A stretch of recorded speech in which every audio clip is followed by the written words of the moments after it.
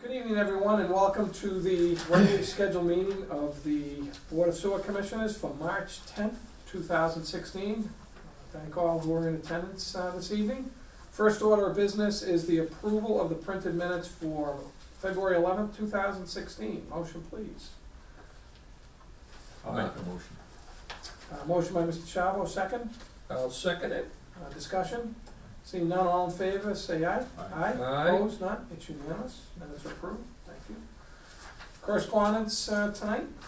Do we have any correspondence? None. Goes right, takes us right into, before we do the superintendent's report, we have a guest, do you wanna go right to him? Yes. All right, that would be, on the new business, Joe Bacadaro? Yes, I'd like to introduce Joe Bacadaro as a project manager for AECom. You remember that AECom is performing a 3-year O&M project to inspect the lines and determine where we can reduce our infiltration and inflow analysis. And Joe wanted to come down, meet the board, and also to give you a brief report on our progress thus far, and show you what the final deliverable would be. Welcome, Joe, floor is yours. Good to meet you all. Thank you. Just have some business cards here. Yeah. Thank you. Thank you. That one will. Thank you. No, I have one, I never got one of You yours. never got one? No, we were so familiar with each other, he never gave me a card. I probably should turn so that Yes. face the camera. Okay. Well, first of all, it's nice to meet everybody, and it's a pleasure to come here tonight and to just give you a brief overview of where things stand on the project. Just as a little background, the scope of work for us for the Pine Hill Estates is essentially condition assessment. So in order to do that, we're investigating the pipes. We have to clean them a little first, do some manhole inspections, and also do some locating of the manhole covers so that we can update some maps, and then we'll produce a small letter report. So that's essentially, in a nutshell, what the scope of work is. And where we stand in that regard is that the subcontractor that we have that's doing the cleaning and the TV inspection and the manhole inspections is just about done with the cleaning and the TV inspection piece.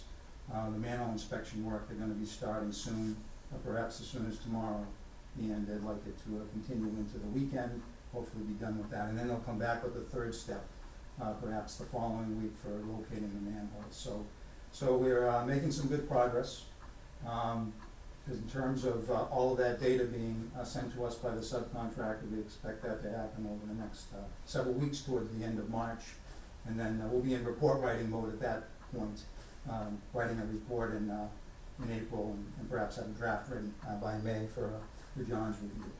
So just initial findings right now in terms of what we've discovered. There are a number of infiltration sources that the camera has picked up. They're in a variety of locations, not particularly in one place more than another. And we've also noticed some maintenance issues as well, some buildup of debris, some sags in the line, some pipes that have root intrusion from the trees. The roots grow into the sewers and cause some maintenance issues there in terms of debris buildup. So things of that nature. Also some mapping inconsistencies. The town has a GIS system, and we were able to acquire the information and then produce a map indicating where the pipe routes were, where the manhole locations were. And again, we're just noting some inconsistencies there and tracking those. And that manhole locating step that I mentioned earlier will reposition those manholes where they are. Hopefully we'll be able to reconnect the pipes to where they're supposed to go, and then be able to update the map a little bit in that regard. So that's where we stand in general in terms of progress so far, and where we expect to be in the coming months. Questions? I have one, Gordon. So Joe, what's the length of pipe that you've been working with, or working on? Could you give me a rough? The total length is about 13 or 14,000 feet, so we're about 90% of the way through that footage right now. So that's a couple of miles. Yeah, a couple of miles, and that's about 50 manholes as well. Good, thank you for that. Mr. Bayport? Not at this time. This is gonna be one of our oldest lines, right? Yes, and it was privately constructed without the benefit of inspection over the years. So we're gonna get some remediation, it looks like, out of this one, huh?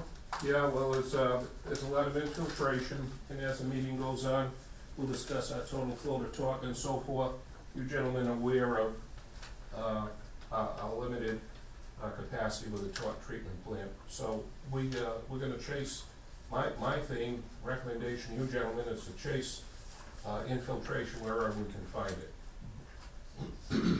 But One other thing I did wanna note, I brought some samples of our work output, but it doesn't play well unfortunately with the camera, they're just 8.5 by 11s, but I can leave these with you. please, These two are just reports, like a typical manhole inspection report, the data that's recorded. And then we have here, just a typical report from the TV camera step. It shows what sort of information they'll collect on a manhole by manhole basis. That's all here, so I'll leave this with the board. And also just a sample, unfortunately it's not gonna play well with the camera, but a sample of what a summary table would look like in our report. And it indicates where the manhole is, where the sewer segment is, how much extraneous flow we found, if we found extraneous flow in that pipe segment, defects if we found them, what the recommended repair is, how much we estimate that repair to be, and in several different categories, and then it rolls up to a total cost, pipe segment by pipe segment by pipe segment. So that's this as well. So I can leave that with you. This was from another project we did in Westboro. So when you see references to Westboro, it's just a sample to give you an idea of what to expect. So. great. I'd also like to add that Joe and his firm AECom is providing daily inspection reports. He has an inspector that's out there partially. Get a daily report, comes to me electronically so I can see what they've been doing. And that augments our own guys who are out there, not full-time, but partially, coordinating with the contractor, facilitating some chores that have to be done in the park and so forth, talking to the residents. So it's a collaboration working out well, and appreciate the professionalism that Joe has brought to the project. That's great. Well, it just reinforces the choice. Have you do it. Thank you, sir. Appreciate the Nice presentation. meeting you all. Same here. Take care. Joe, I do have one quick question before you go. Absolutely. When you finished with the report, is there a recommendation to us specific as to how and what should be done?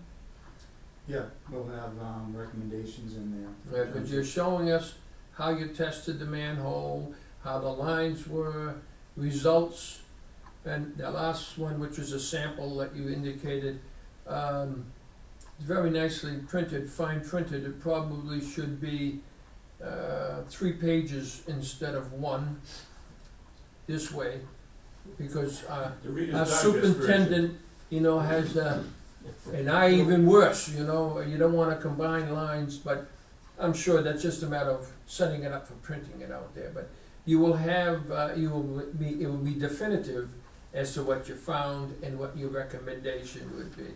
And at the same time with the recommendation, would there possibly be an estimated number? Yes. There will be. Yes. Good. Yeah, yes.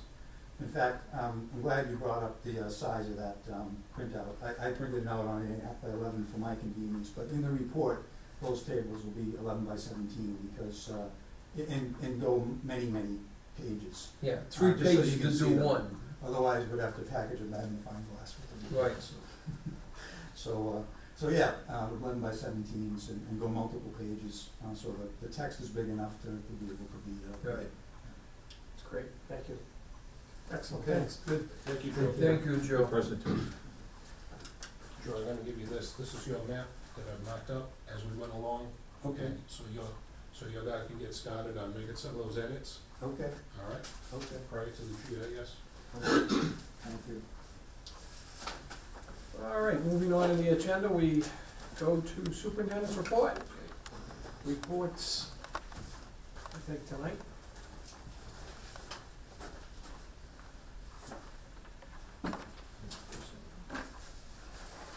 Thank you. have something to take home with you, a few handouts.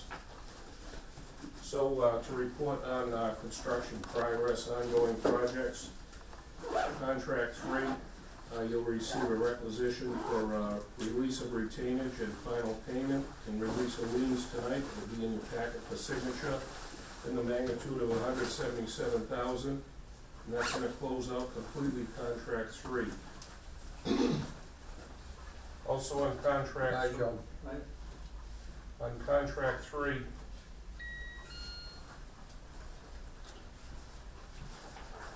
you remember a few months ago, we invited the residents of contract 2 to tie in. What I've prepared is a virtually identical letter, edited to ask, to invite residents of contract 3 to tie in. And if that's okay with you, Gordon, if you sign it down the bottom, we attach the list of drain layers, and we mail it out to all the people that are gonna be on that list.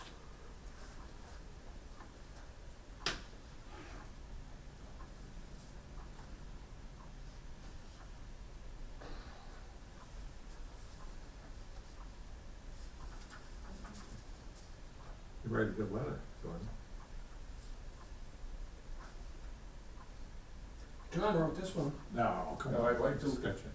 I'd like to point out down the bottom, I said that the betterment was gonna be I see. 6853. That's an error. We'll talk about that later on tonight. Okay?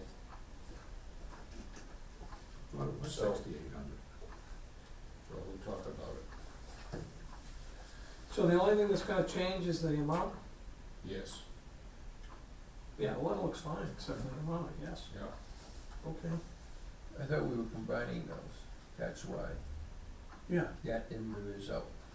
right. We're combining 2, 3, 4, 5, and 6. That's true. In the bundle, With the bottom, yeah. it's not 6,800. But we'll talk about that later on, okay?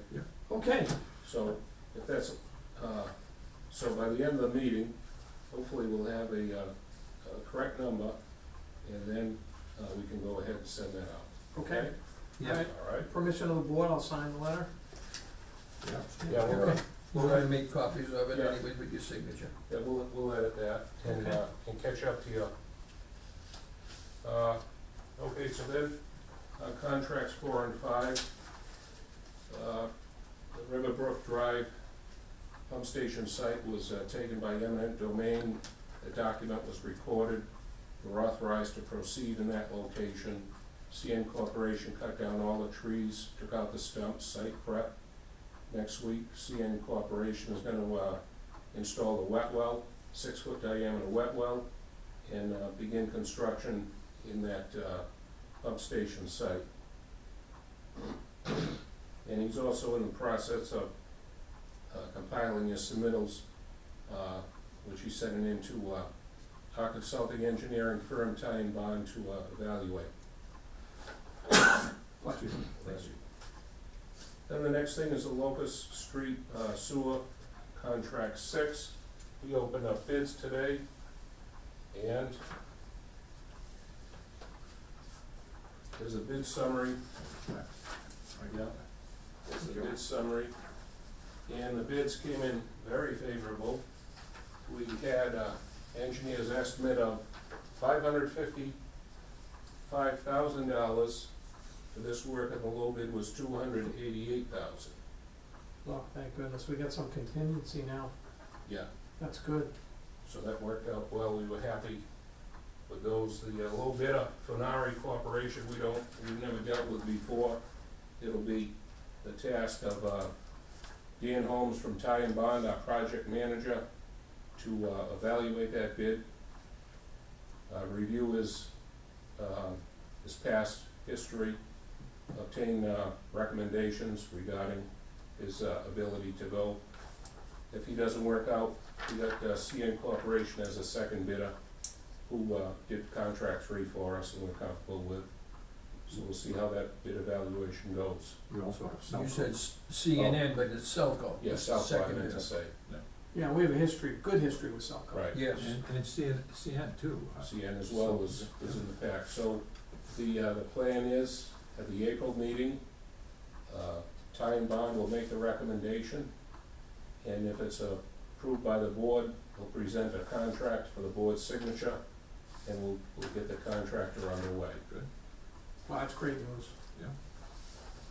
Gives us a little flexibility. Yeah, we got the cushion and contingency, which is great. That's really good news. Wow, 15 bidders too. Yeah, That's there's nice to see. A lot of interest, Yeah. Well, what a difference between 1 and 15, huh? yeah. Almost all of them came to the public bid opening, they just didn't drop them off and take off. Almost all of them were here, Mhm. so it was good. That's good. $300,000, right? Yeah, can you imagine? Wow. So another project we have in town is a private subdivision, Bassett Knolls, but he hasn't done anything since the last meeting. Guess he's waiting for the winter to expire, so perhaps by the next meeting we'll have some activity out of him. At the Route 44 pumping station, we had a number of projects. We had replacing the 3 pumps. We start out with a brand new pump. It's been manufactured, delivered to the site, lowered down to the lower level, and in pumping systems, our contractor didn't do anything beyond that. He just forced it in, but he hasn't mounted it and done the first phase of that project. No urgency on that though. The second project we got is the epoxy liner system.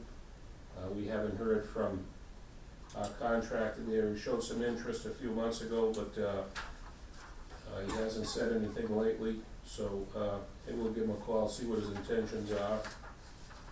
The comminutor we're gonna replace after we did the liner system. And the fourth project was to construct the permanent heated enclosure around the portable emergency pump. We had we did the detailed design, $30,000 from a previous article. We had a construction budget from Ty and Bond that estimated that the construction cost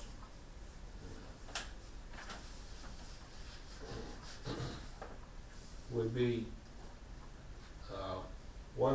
$146,000, but the bids came in much higher. Yeah. We only have $215,000 by article to do this. So this bid summary was disappointing. The engineer's estimate was $146,000. And we budgeted by town article 215. Yes, because we had contingencies, Yep. et cetera. That's how I arrived at the 215. We put through the finance committee and we had the article in November. So you're about $10,000 short against the low bidder. Well, yeah, and then I need $30,000 for project administration, so I need 40 to get to the finish line. Does this include details? Does that number include, or is that in addition to the 40? I need 40 more than the 215 that I authorized. And that includes everything? That'll get bid. Details, everything? Yes, well, there's no police on this one, but that'll be everything, total project. Okay. He put in a little something for police, You but did, that's why I it's asked not, the question. yeah, it's not relevant. Okay. So the question would be, to come up with the additional 40, there's a number of ways. Go to the May town meeting for another article. But the question to the board would be, can we take money out of enterprise to supplement a capital improvement project?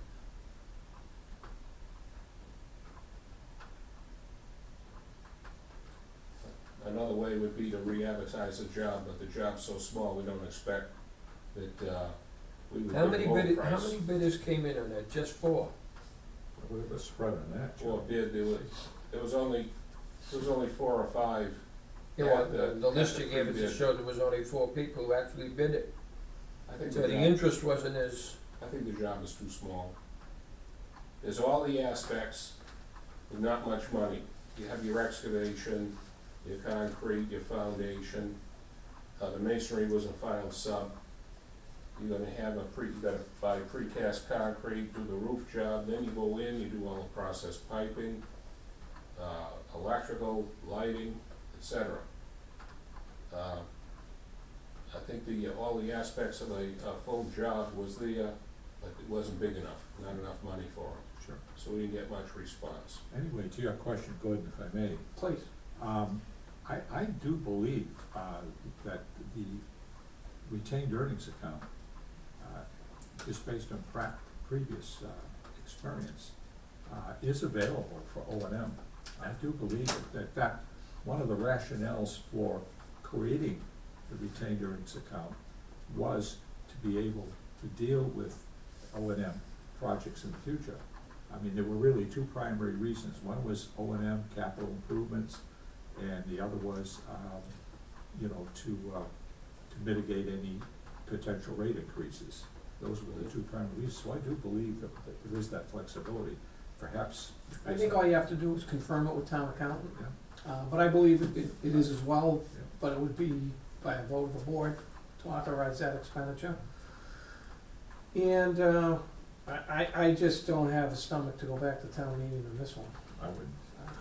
I think we asked, they were very generous in the fall on that amount of $215, and I think to go back would not be prudent.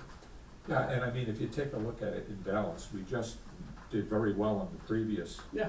project, It's real good, which yeah. more than, makes up for this particular overage. So in balance, I think the department is still way ahead of the budgeting that was done, budget Yeah. planning. Joe? 215 was the estimate, comes in at 225, so we're off by 10 on the job. And you say another 30 for what? For construction inspection, 215 included construction inspection and project administration. Right, And a lot of submittals on something like this that have to be reviewed and approved, so they bring the proper materials to the job. We have a lot of different trades, electrical, mechanical, structural, okay? So there's a lot of expertise that has to be brought to bear, so that's why we had construction inspection on it, 30,000. over and above the estimate. The total estimate was 215. Which included bidding and construction phase engineering, but it didn't include supervision, construction supervision. It did include, It did? include supervision, yes. So in other words, Joe, the original article included construction inspection, and this bid is for everything but construction inspection. So technically, it's $40,000 underneath what was originally budgeted, or what the article originally called for. Is that not correct? Do I not? Yeah, in the estimate, Joe, for total 215, it had 20% for bidding and construction phase engineering, which is your project inspection and review of submittals and process the progress payments. It's there, It was in the 215, yes, it was Yeah. provided for. okay? And he wants 225 to do all the work other than that 30. Right. That 30 is gonna be earned by tie and bond.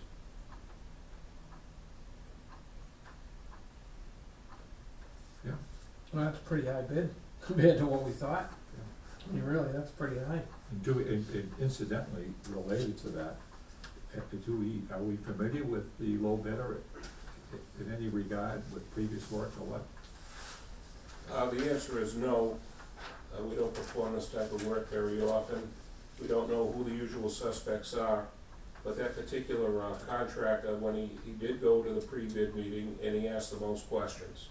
So he seemed to be knowledgeable, eager, curious, anxious. Where's he out of? Is he out of Rochester? Yes. Yeah, okay. Well, So what so we have three options. We can rebid it, we can take a vote tonight to with approval of town accountant to take it out of our retained earnings, or we can go to town meeting in May with an article. Let me pursue the middle option. I'll talk to a town accountant, ask him if it's all right that I transfer money, and I'll come back to you next month. Well, I think we have to make, To make a vote. we have to, yeah, because, and we also, I think next month would be too late to submit an article to town meeting, so, yeah, I'm gonna wanna vote tonight to make it timely. So I'd ask for a motion, and then we can have further discussion to, if approved by the town accountant, to authorize the expenditure of $40,000 for the emergency pump enclosure project. If the town accountant does not approve,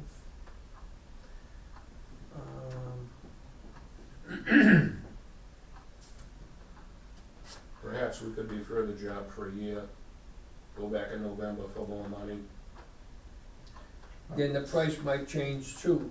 Oh, sure. then we'd have to rebid it. I believe that the most propitious way to go here would be the one that we were steering toward, which Mhm. was to have the board vote to go to the town accountant to confirm or deny yeah, that we can withdraw the money from retained earnings, which frankly, that's what it's there for. So, but you need that confirmation, I certainly agree with it, and so if you wanna put that as and that'll be one, the motion, and if Yeah. confirmed, go forward with the project. I make the motion. Okay, there it is. Joe, second for discussion. I will second it for discussion, Discussion. because I had another question related to this. I come up with questions sometimes that, you know, they're off the wall, but I'm looking to somebody who might have an idea of it being you know, the expert in giving the right type of answer. Let me just babble a little bit. In the past, we had bond money, and we used it in a case that it wasn't vetted, and there was a complaint, and it caused a deficiency in the sewer department's responsibility to the 25% of the debt service. Now, if we have a bond and I'm gonna use a number, $9 million.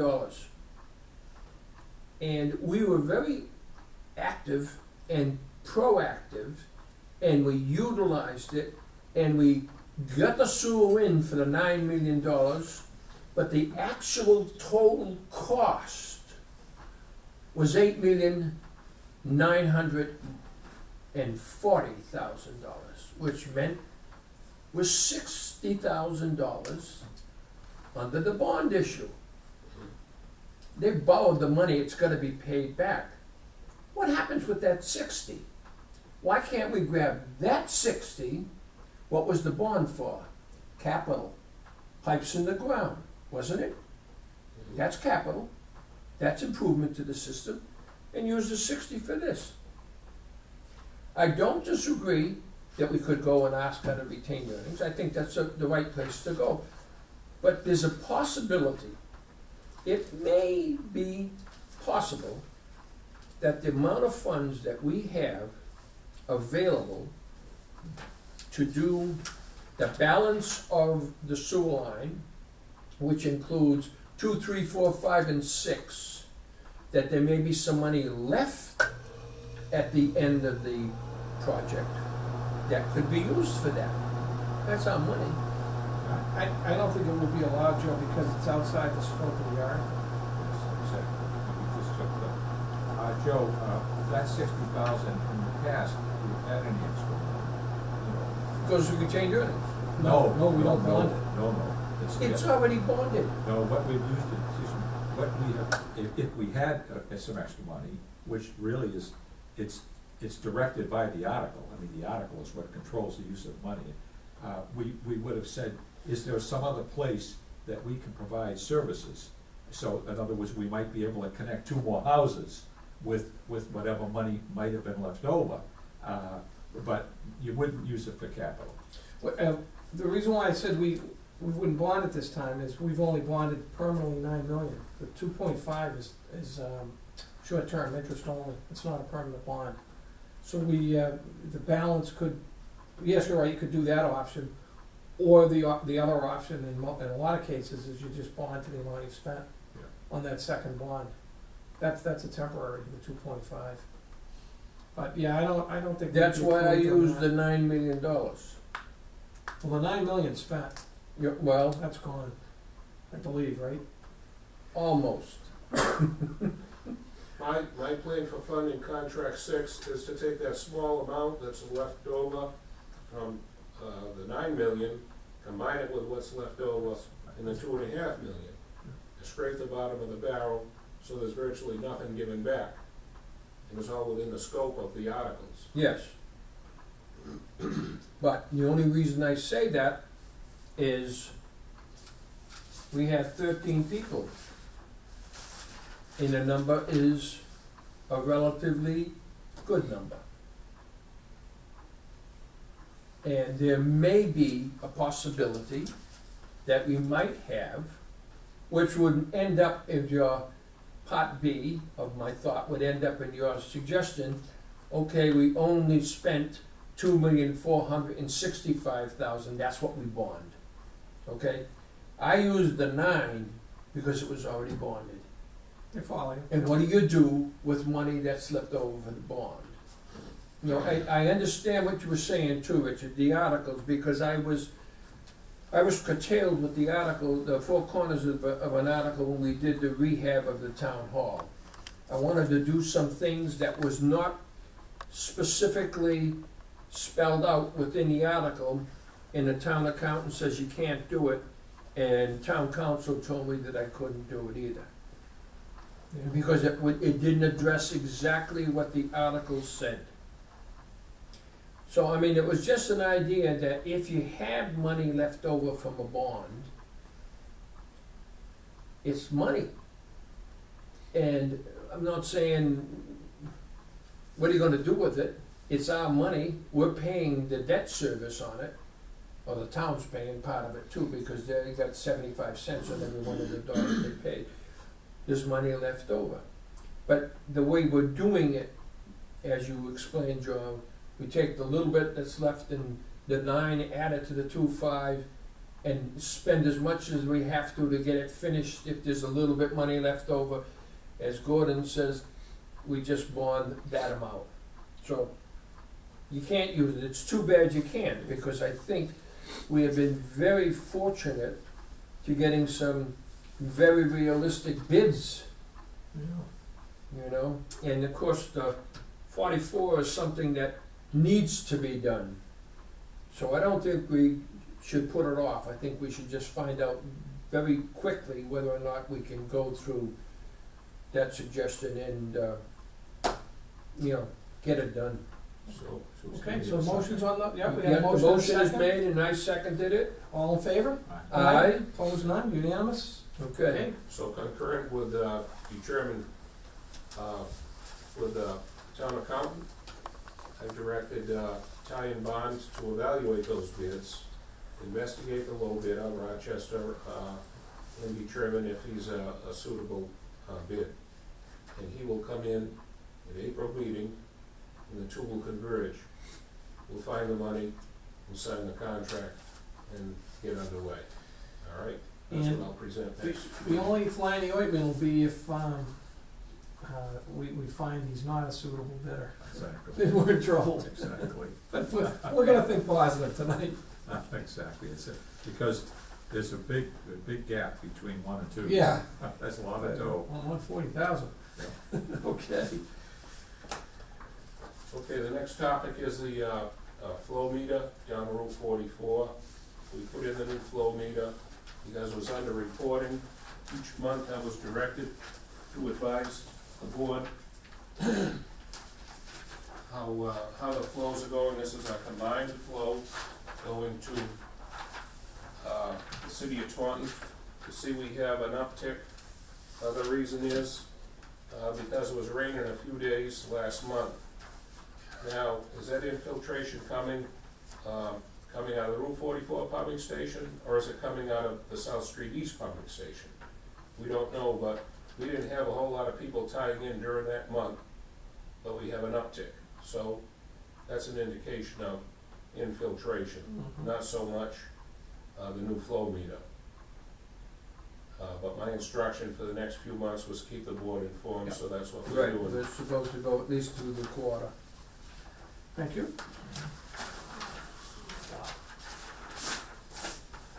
The 3-year O&M program, Joe Bacadaro gave the presentation on that. Earth Source has been delinquent in their payment of their user fee. I called them up yesterday. I says, hey, you promised that you were gonna pay $50,000 a month until you get caught up. I got the meeting tomorrow night. Can you write a check? And, well, make a long story short, he couldn't. But he says, the best I can do is tell the board, I'll write you a check next week. I don't know how much it'll be, but next week I'll write you a check. So, Well, in your weekly report, let us know what the amount is. okay, all right. I wasn't too happy with it, but, you know, he's whining. He got some customers that owe him over 200,000. I said, yeah, I know that feeling.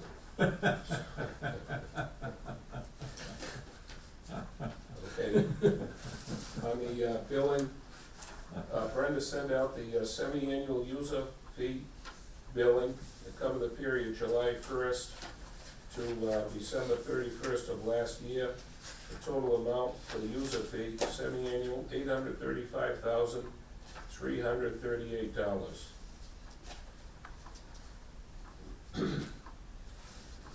Next thing, we conducted some training. We had a class here a few weeks ago on activated sludge towards wastewater licensing certification. Another thing of note, March 30th, I'll be attending, going up to Boston for 3 days to get the take a course entitled Public Contracting Overview. That's towards getting the Massachusetts Certified Public Purchasing Official certification. And I'll be attending with Ed Buckley from the Highway Department by coincidence. So, so I'll have that going on. Great, questions for the superintendent? Mm, All right.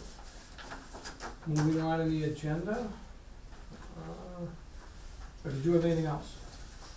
No, No, no, okay. agenda items, Discussion of previous I&I efforts. okay?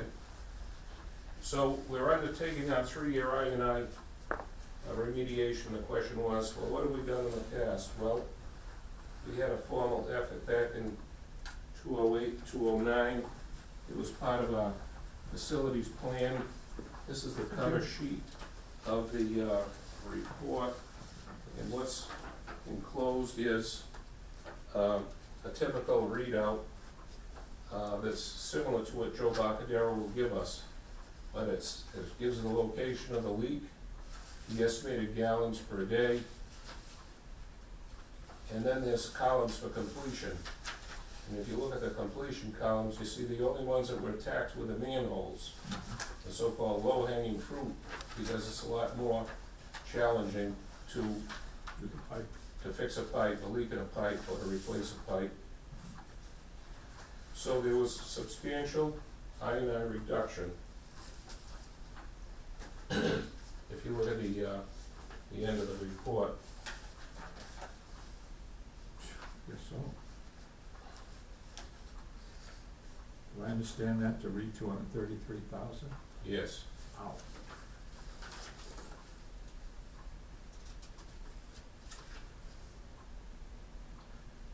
With another 87,000 that would have been made available if we continued the project? yes. So, but I guess it was a matter of funding or whatever. So we're gonna have low-hanging fruit, and then we're gonna have some expenses that are more challenging, and maybe not worth chasing. Alright, so at some point we make a determination beyond the manholes, which ones we wanna, We'll probably do all the manholes, cause they're easy to get Yeah. to, but some of the pipe leaks we might waive. That'll be the recommendation, Joe Boccadero will advise us on that. I clearly wanna take a look at the pipes that have major outflow though. I mean, a couple here with pretty high numbers. You know, those I would think would be a priority if we're gonna get into some of the pipes anyway. Yep.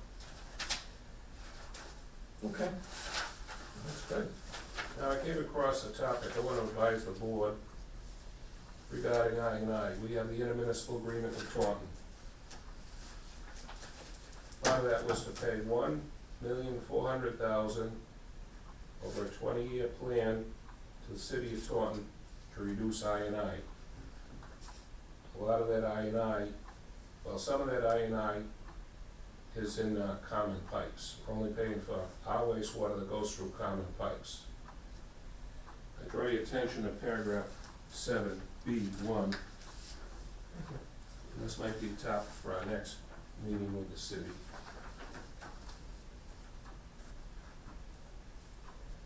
You see the last, creating extra wastewater treatment capacity for Raynham.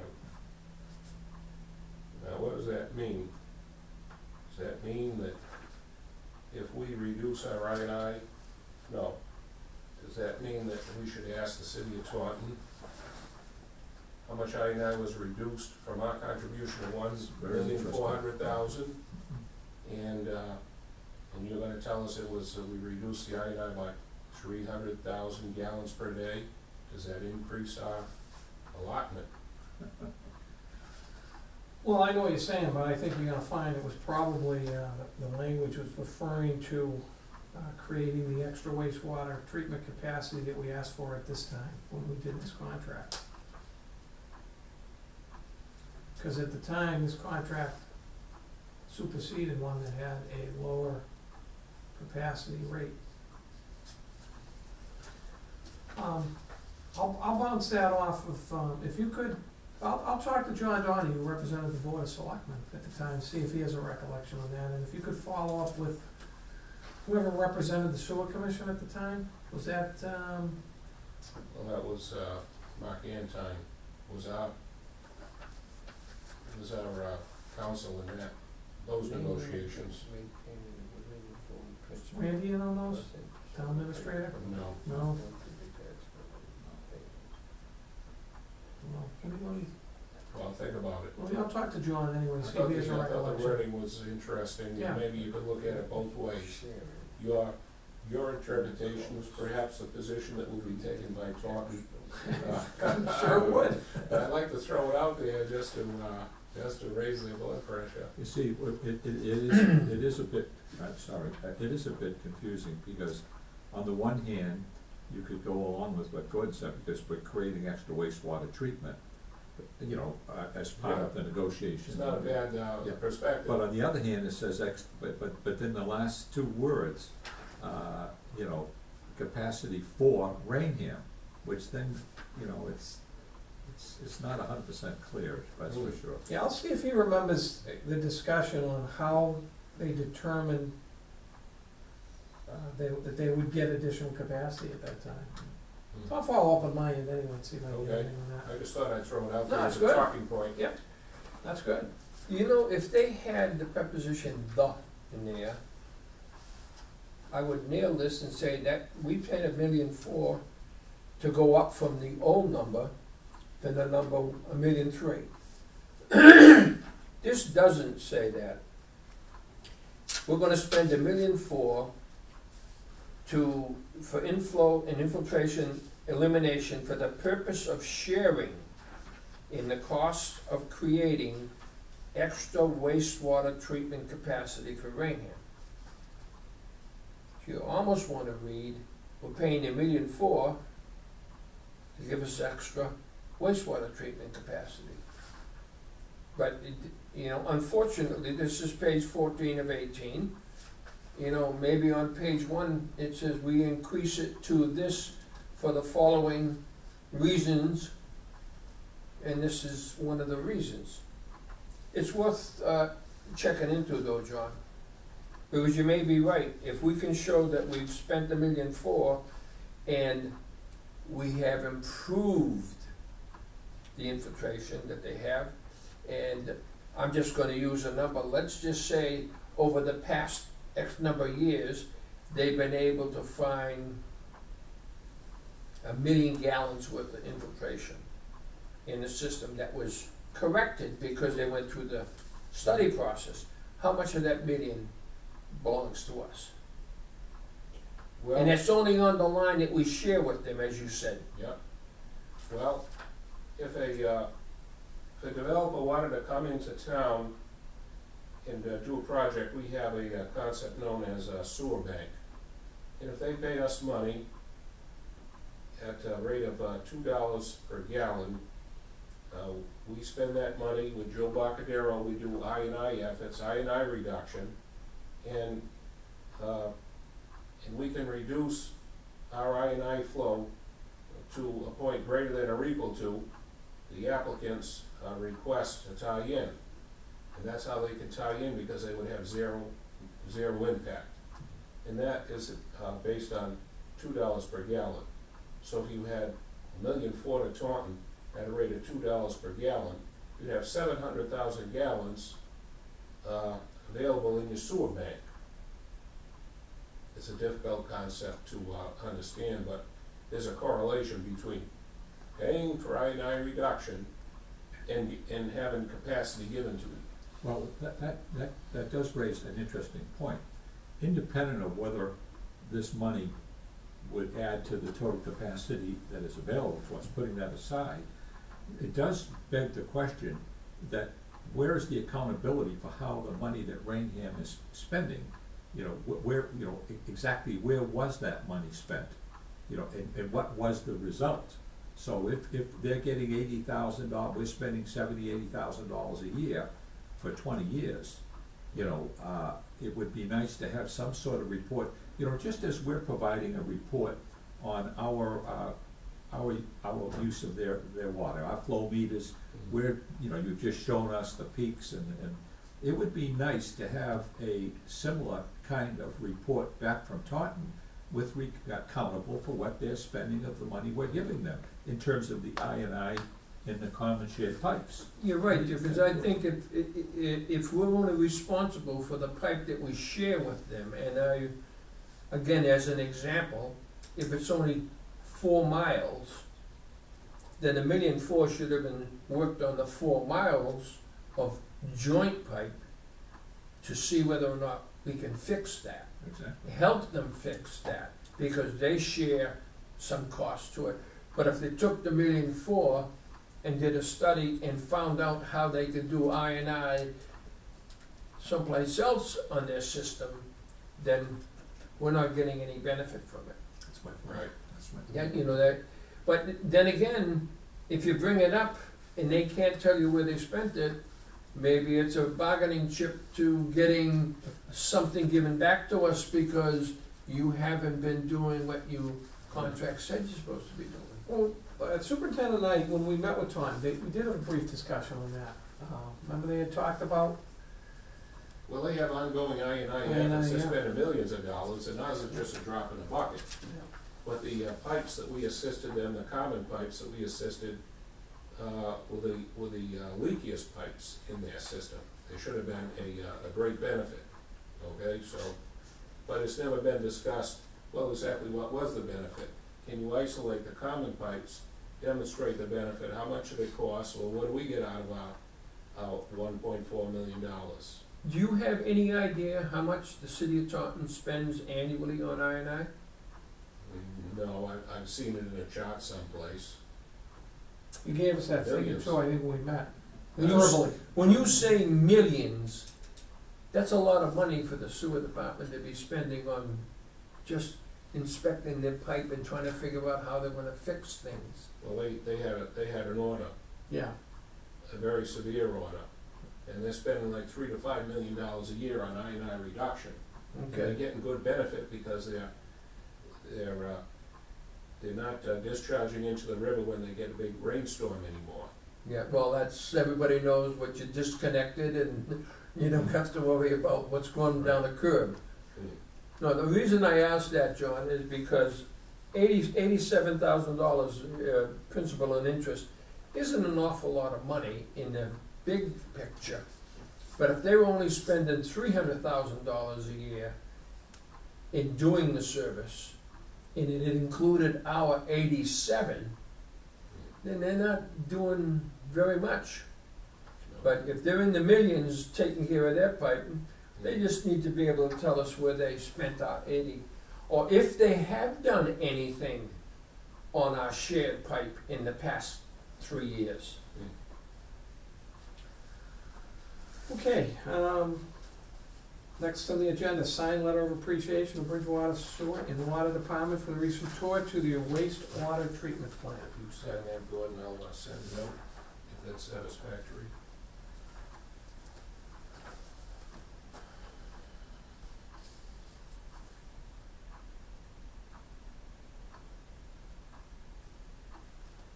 Permission of the board to sign? Yes, so move, or No, we just so sense the agree. board. Yeah, that's fine. Okay, sign.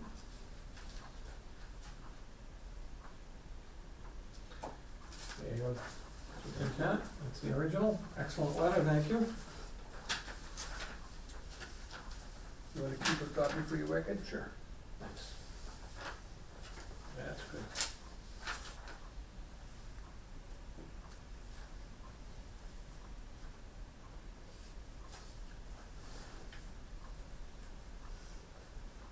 Is that this man is the director over there?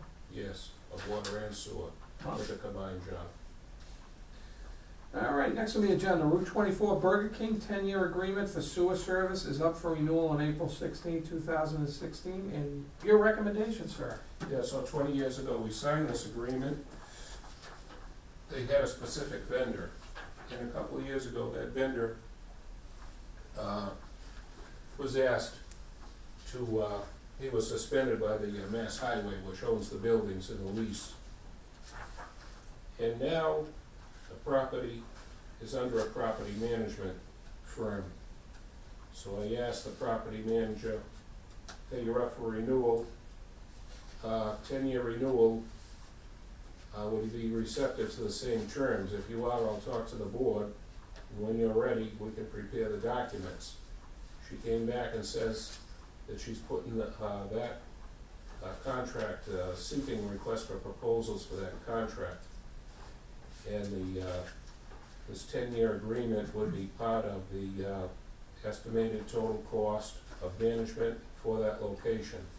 And if she gets a successful respondent, then she'll come back and say, yes, I'd like to renew. So it'll be a couple of months.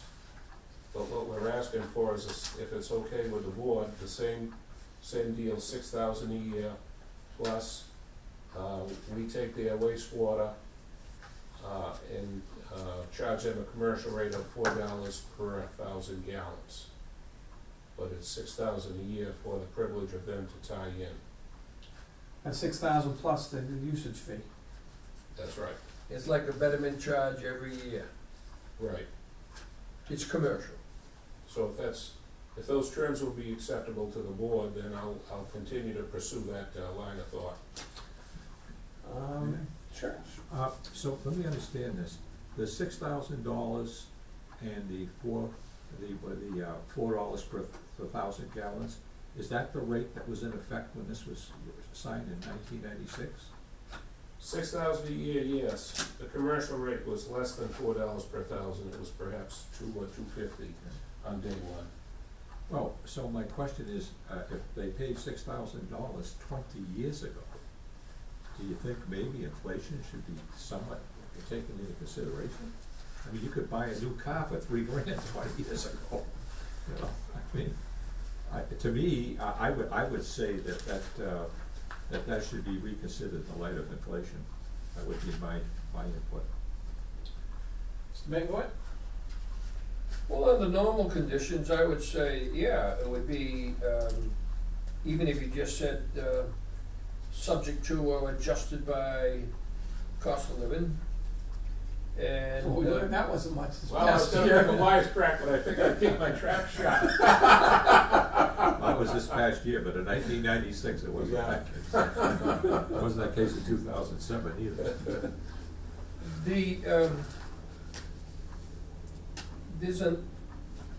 there is another side of this. It's not that, we're not gonna go broke if they don't give us the 6,000. We're not gonna go broke if they don't give us the $4 for every 1,000 gallons that they pump into the system.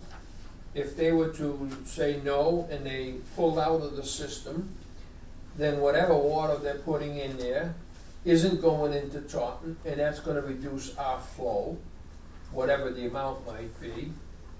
And being on a business approach to it, this would be relatively easy for them to say, sure, that makes sense, why don't we just continue status quo? But, there should be something in, a venture like that, because the cost of the water's going up, that's going in, their cost of operation is going up. This becomes a fixed cost that they don't have to worry about. I mean, it's only every 20 years. So some type of an adjustment would be reasonable. How big, who knows? And I wouldn't wanna kill the deal by saying, well, 50% increase. Well, how do you get 50%? Well, consumer price index there, and what it is today, it's 63.5%. I would go for 50% and make that 9,000. They might say, oh, wait a minute, oh. Because the person is now new and hasn't had the benefit of the 6 for 20 years, Dick. You know? Well, I'm the new guy in town, I'm buying it. What's their alternative option? I'm not clear on that. If they chose not to deal with us, what's their option? 20 years ago, they had no option, because there was no sewer service available in Bridgewater. Now there is, there's a Okay. low-pressure sewer line on Route Okay. 104, so they'd have to lay new pipe from their pump, go a northerly direction, and go underneath the 24 to 495 north Cloverleaf, and then go up the hill to where the commuter parking lot is, and plug it into Route 104, low-pressure sewer line. At a And that would be, capital cost. that would be a capital cost for them, unless they could go to the sewer department in Bridgewater, and Bridgewater be willing to spend the money to hook them up and give them a payment schedule type of thing. Somewhere along the line, the cost for the hookup is gotta be amortized, so I think Dick's right. I think we should have some type of an adjustment. I would not vote this agreement down if you were successful in doing it, but it would be nice to be able to get a slight increase, because if I'm on the other side and then I think about my alternative, and I start seeing numbers that you know they're gonna see, you know, a good businessman's gonna say, hey, this is a pretty good deal. I mean, what would it cost them? It's not a $25,000 expense to do what they have to do. You know, 6 figures and then some. Mhm. So, I mean, if you had to spend, I'm gonna use a number, $140,000, how long is it gonna take you to get to the $140,000, let's say $7,000 a year? 20 years. Right? And they don't have to put the money out. So what if we did this? What if we took a look at, it's a 20-year contract, we go up 1% a year over the past 20 years, that would be a 20% increase? Actually, Mr. Chairman, I think it's a 10-year contract. It's already been renewed one time in paragraph 3 on the But- front page. I know, but for the past, no, my point was, it's been in effect for 20 years. Yes. 10-year, and then we did a 10-year renewal. So they paid $6,000 a year for 20 years. Yes. So if we amortize a 1% increase each year, that would bring us today to a 20% increase under a new term. So Excuse me, actually could, if you do that, you compound it. no, yeah, I know, but I'm not looking at compound. I'm just saying, how do we determine the new rate going forward? So I'm saying 20%. That would be our new rate. What's that, 7,200? 72 7,200, there you go. They ask how we got it? for 10 years. Yeah, the 10 years fixed. If they ask how we got it, 1%. We figured 20-year contract, 1%. Well, Same 1% for each year? straight, Straight, not not compounded. compounded. That's my thought. That's how I determine that number. Because there has never been a year where you haven't gone up at least 1%, except this past year when you went up 0.07. Yeah. I think that was the lowest in 25 years. Is the board comfortable with that? Yeah. I'll entertain that in the form of a motion to direct the superintendent to go forward with a new agreement at A the 20% increase. 20% increase, fixed for the next 10 years with with an option for a 10-year renewal beyond that, as was in the previous contract. So moved. Second, Second. no further discussion, all in favor? Aye. Aye. It is a vote. Thank you. All right, next on the agenda, discussion of low-pressure sewer connection betterments for the contract 3 Route 44 businesses. Okay, so we're developing the betterment summary of properties. And we have a discussion of low-pressure sewer connections. There's no low-pressure sewer connections on contract 2. Previous locations in the town where we had a low-pressure sewer connection, it was the policy of the previous boards of sewer commissioners that we would not cause, if someone was on a reverse slope and they ended up having to be on a low-pressure sewer line, and there's only like 10 to 12 within the entire town, we would not cause them to have a betterment. We forgave the betterment because they would have to incur the cost. If they wanted to connect, they'd have to buy themselves an E1 sewer ejector system, dig it up, put it in their front yard, plug it in with alarms and so forth, and inject their wastewater up to the gravity service or the low pressure service up on the street. So in those particular residential cases, we forgave those residences from betterment. So now on contract 3, we have 4 residences that fall into that category. We have a small area, two different spots that has a low pressure residential sewer.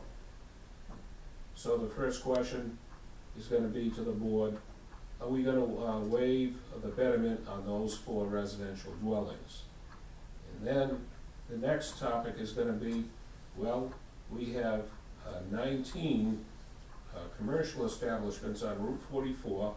The design of that, because it was so flat, was to cause that line to be low pressure sewer. So now we have 19 commercial establishments on Route 44, and it would be a determination of this board for the first time what we're going to do with the betterment of a commercial establishment. I have one quick question for you, John. On the average home, what's it cost for them to put the pump system in on site? Pay $3,500. Okay. The reason, and I don't know, I wasn't sitting when you gave the credit. If your betterment was less than the $3,500, that was the easiest way to go, and it was very nice. If your betterment exceeds the cost, you're giving them bonus. I would give them a credit no more than the cost of the pump system that they have to put in against the betterment charge. Because the cost has gone up in putting the piping system and putting the the pump stations in the system. If the betterment is $7,000 for the lot, and they've gotta put a pump in, and it's $3,500 for the pump. Now, maybe it's $3,500, or if you want the deluxe model, it's $27,000. You have to get a number that's fairly consistent for them, and say, that's your credit against your betterment. And that's what I would do, because I think I'd have no problem giving the homeowner a break against the betterment. But I wouldn't want to give them twice the cost of what it costs them to put the pump in. Because if you get that around, I mean, almost everybody could say, I didn't have that option. You know, and we've talked about, can we give a reduction in the betterment charge? And we didn't want to get into this major thing. I'd have no problem finding a way to give it to them. I personally don't think we should just give them the cost of the betterment, unless the average cost of the pumping that he has to put on their system is more than the betterment. They credit the lower of the two. A commercial, well, this isn't a good one to do because we have a lot of automobile dealerships. There's a lot of commercial there. If on that stretch we had a motel that had the choice of going with the pump and going with the gravity, and their pumping facility would be considerably more expensive than the house, I would assume, because of the capacity and everything they have. So they would have a very high rate, but they're sitting on one lot that has a betterment charge.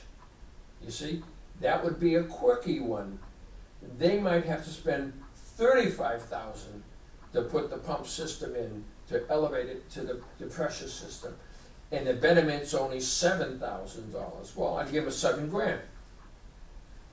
So I think if we could find a way between those 4 houses and even the commercial, that whatever the cost of the pump or the betterment charge, the lowest one would be applied to that particular individual house lot or lot for betterment.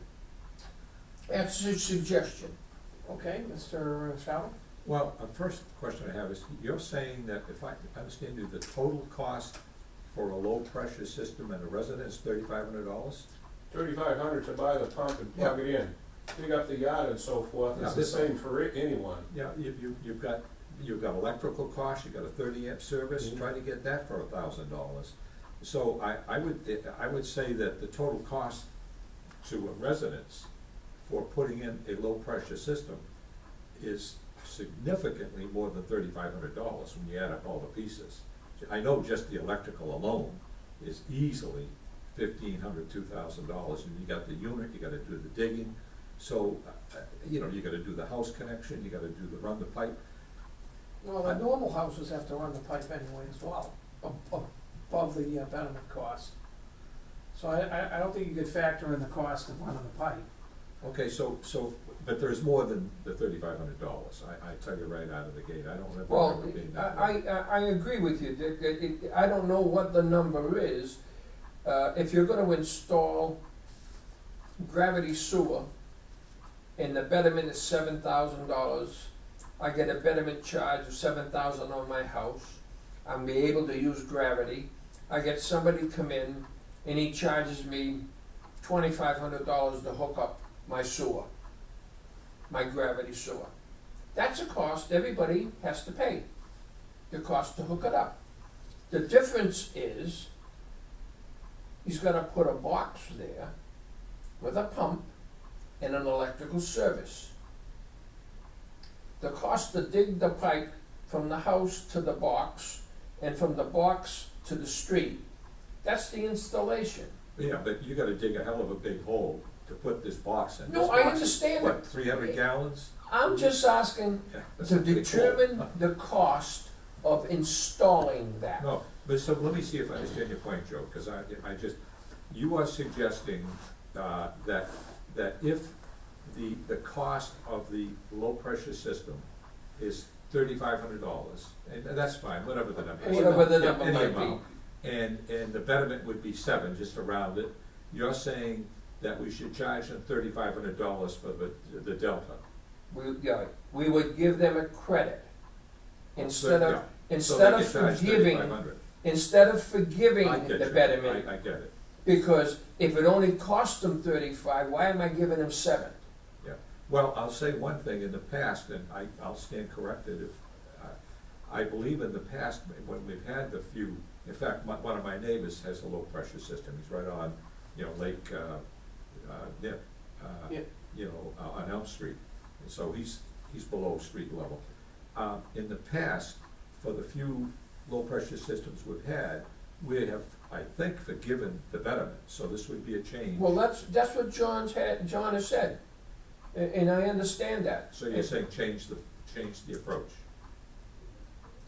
I'm asking, I'm Well, not back disagreeing. then, when we forgave the betterment though, the cost far exceeded what the betterment was. Right, the betterment was That's much a lower. good point.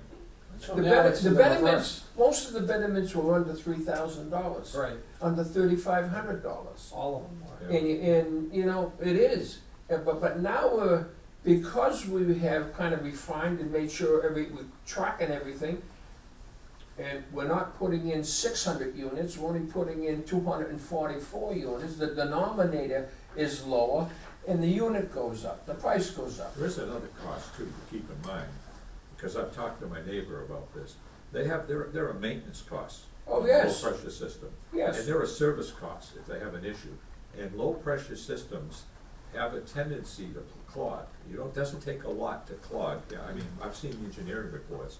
So when you get stuck with a low-pressure system, you have to live with a problem that we, as a department, take care of for the rest of the town. I mean, we send out a truck because there's a problem, we clean the lines, but if you've got a low-pressure system, it's like you own the sewer department on your property. Yeah, That's it, yeah. it's your sewer department. Yeah. So the one-time cost, Joe, is like the tip of the iceberg. If you're looking at a 10 or 15-year cycle, you got replacement, you got repair, you got jams, service.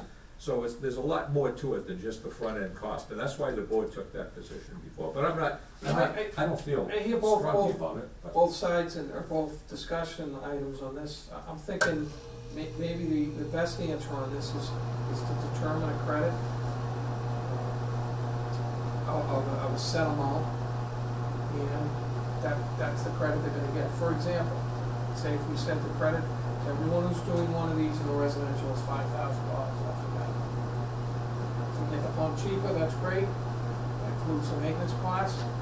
Costs a little more, well, that's the price you have to pay to have it. But you'd have a flat rate, you'd have a determined rate, you wouldn't be asking the superintendent or our staff to get receipts and to see what the actual amounts are. And it would be easier for billing purposes, and also to determine what the final betterment would be for the whole project. Well, let me just bring up this point. The difference between, I'm not disagreeing with this, the difference between the residential and the commercial, because the residential is one issue, and you've got 2 or 3 residents, to me, that's an easy one, But the commercial, now, as Joe mentioned, and I do agree with it, if you look at this list of commercial organizations, you don't have a hotel there. These are not places that are gonna generate a huge amount, but certainly, as Joe mentioned, more than a residence, more likely than not. What are we suggesting in terms of how we deal with the commercial good? I don't think we've done that yet. We're Okay. still in the We're residential. still on the resident, okay. Yep. That's right, that's why I presented this tonight. Okay, we're still on the residence Yeah. one, because that obviously is a different nut. Right. For the 3 houses, I'll go along with your suggestion. I personally feel that the big scheme of things, it would be simply more expeditious and more considerate of the situation that these houses have to deal with, to just no betterment. That would be my feeling, but, I'll certainly go along with the board. What's your sense, sir? Well, I just think that because this is unique, because it's on 44, it's a lot of commercial property. No, We're only talking residential now. You can only get 4 houses Yep. on this group. And I think this vote gonna set a precedent though, too. Because it would be my sense that if we take this vote on contract 3, whatever we vote, that's gotta be the sense of the board to be consistent with 4, 5, and 6, if there's any cases. There's none on 4, 5, and 6. All right, well, 7 in 3 years. Okay. But when you say this would be a precedent, the precedent has already been established that we did not charge any betterment. And now, we've already discussed the fact that at those days, betterments were lower, so the Yeah. point's taken. But this, if we charge some amount, that would be a new precedent. Okay, yeah, fair enough. Joe? Well, you're looking at a number that if you forgive the betterment for, you're just talking residents, Yes, right now, just residents. residential. Well, I would just throw that, this isn't the first place where a low-pressure line has been installed in the town of Raynham. Right? Right. There are several places. And if I recall, just recently, we paved the street. That was all low pressure. Lorden Drive. And how many of them are hooked up? Out of 11, only 3 were hooked up. But they wanted their curb-to-curb pavement. Well, we gave it to them, I guess we can give it to the rest of the housing, but I was just trying to make sure that they got the cost of putting in the low pressure pump. That I'd like to make sure we could do. Well, that's why I threw a number out as 5,000, which is more, would probably more than cover the cost, but also would maybe include some electrical work that Dick had mentioned as well. That's how I determined maybe 5,000 on the 7,800. Yeah, you could, and there's a precedent change, or either it's something that is part and parcel of a hard number that you work with. That's another option. So really, it's 3 options. You A hard number we because work with, a flat number, or no number. You know, What's the somebody third comes in The and actual price. somebody comes in and says, I wanna do this, what's it gonna cost me? And you say, oh, that's a low pressure thing, the board gives a credit of $4,500 to the homeowner who puts his own low pressure system in against the betterment. We're levying the betterment now. Well, I know the betterment, we're not gonna change the betterment, it's gonna be what it is. If you forgive the betterment, Then they're not gonna be listed. well, Or no, they're if gonna be you, listed and it's if gonna you be... forgive the betterment, Mhm. okay? You take the people out of the denominator, and everybody has to pay a little bit more. Or, you leave the number, take them out, and then the commission has to find a way to offset that money that you've given, because that would not, we have to pay. Sewer department has to come up with the money to pay the 25% betterment cost to pay the debt. Because the obligation on the debt for us is 25%, and it's supposed to be by betterment. If we forgive betterment, then I guess technically, we assume the betterment expense. We haven't billed for contract 2 yet, right? Did we better them? No, I'm gonna ask you tonight. Right. Well, we So- haven't bettered anybody. So we but can they- avoid what you're saying, because if we waive it tonight, then we factor in whatever the new cost is with those amounts waived, right? So that Right. 7812 may be adjusted tonight. No, It wouldn't be? no. Because I thought the sense of the board was that on contract 3, they're gonna waive the betterment for those 4 houses, so I didn't include those in the denominator. Oh, you didn't originally? Right. Gotcha. And the figures I'll present to the board, they're not carried. Okay. But the commercial was for the discussion, new policy, and I did carry it. You did carry it, okay. All right, so I guess we don't wanna beat a dead horse. Do we wanna go in the direction of a credit or a waive? Well, as I say, I'm open to it. It's just, and the only reason I've suggested we waive it is because it's what we've done in the past, and there's only a handful of these places. And it's unfortunate that these households, these residents, have to have a low pressure system. You wouldn't want one if you didn't have to have it, you know, I mean, Yeah, it's more work. it's a lot more work. Yeah, So, okay. so, you know, you stand back and you say, well, the board is going to take a broader, perspective on this and say, you know, we wish we could have done better. It's your lot, we know that. It's not that we, we understand and we appreciate what you have to do. So the board takes, a little bit of a hit on it, but I mean, if there were 500 houses, we'd have a different conversation, But for 4 houses, I would make a motion that we forgive the betterment. For the 4, as For the listed 4. by the superintendent. Okay, do we have a second for discussion? I'll second it for discussion. Okay. A motion on the floor, Mr. Betancourt. My question would be, if, I have no problem using the word waive the betterment charge to the residents. Does those 4 houses come out of the denominator? No, he didn't put them in. Well, you say he didn't put them in, Did not. therefore, they did come out of the denominator Yes. already. Yes. Yes, correct. Would it be easier to say that we waive it, or we only give residents a credit if they go to low pressure? Well, that's And the that would first, define who gets the credit. that's the first vote. Would just be the residents. Then we gotta talk about the commercial. No, I'm losing the wording of if this happens, what is the tenor of the commission? Well, the commission, we do that, here's your rate, here's your other things, okay? One of the other things, a resident that has a low pressure system has the betterment on new construction credited or waived.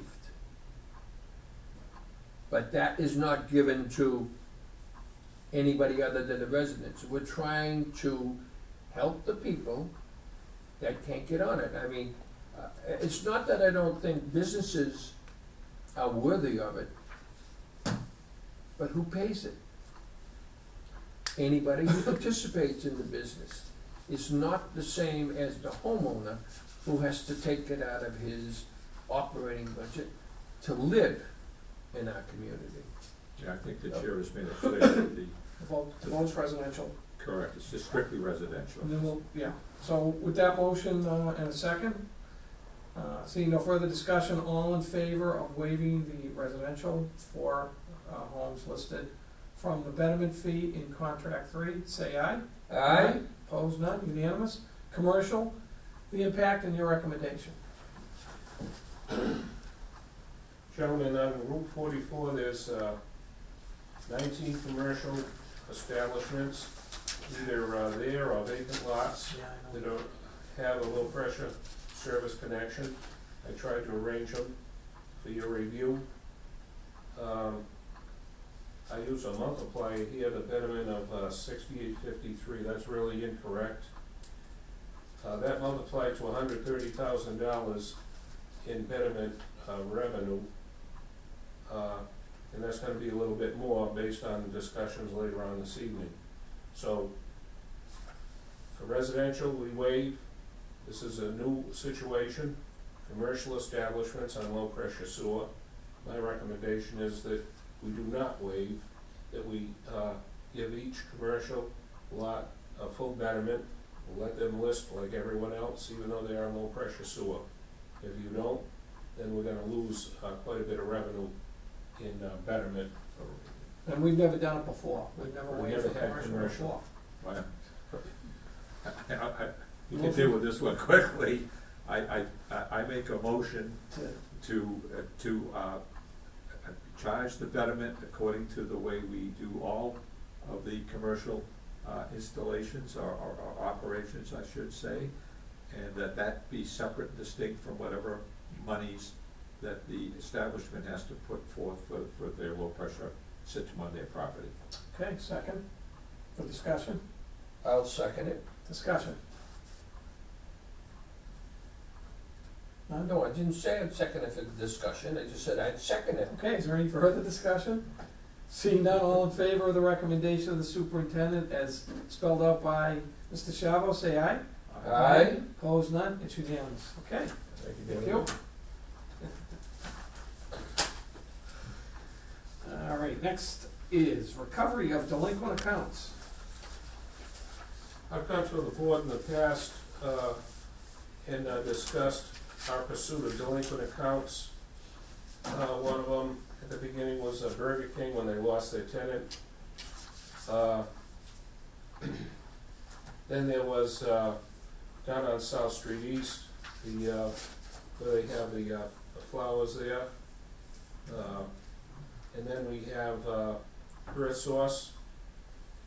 And I also found that at the conclusion of each semi-annual user charge billing, we always get Brenda gets a stack of return to sender. These bills go out and they bounce and get a return to sender. And these are bills that are in there, user fees, revenue that's being lost. No one's pursuing it. So I made up a list of all of those return to senders. And I hired a private investigator to pursue these accounts and find out where these people are because they owe us money. The investigator I hired was Chick Rose out of Taunton. He's a constable in Taunton. He used to be I think he was a constable in Raynham as well. The sum of these delinquent accounts was $14,092. So I gave this list to Chick Rose and I asked him if he could find out where these people are. Well, Chick Rose, being a former Marine, we served together 40 years ago, and well, he took it one step further. I went on vacation down to Florida, and when I came back, come to find out he'd gone around and knocked on doors. Okay? I'm looking at this, it blows me away. And in the right-hand column is the result he got.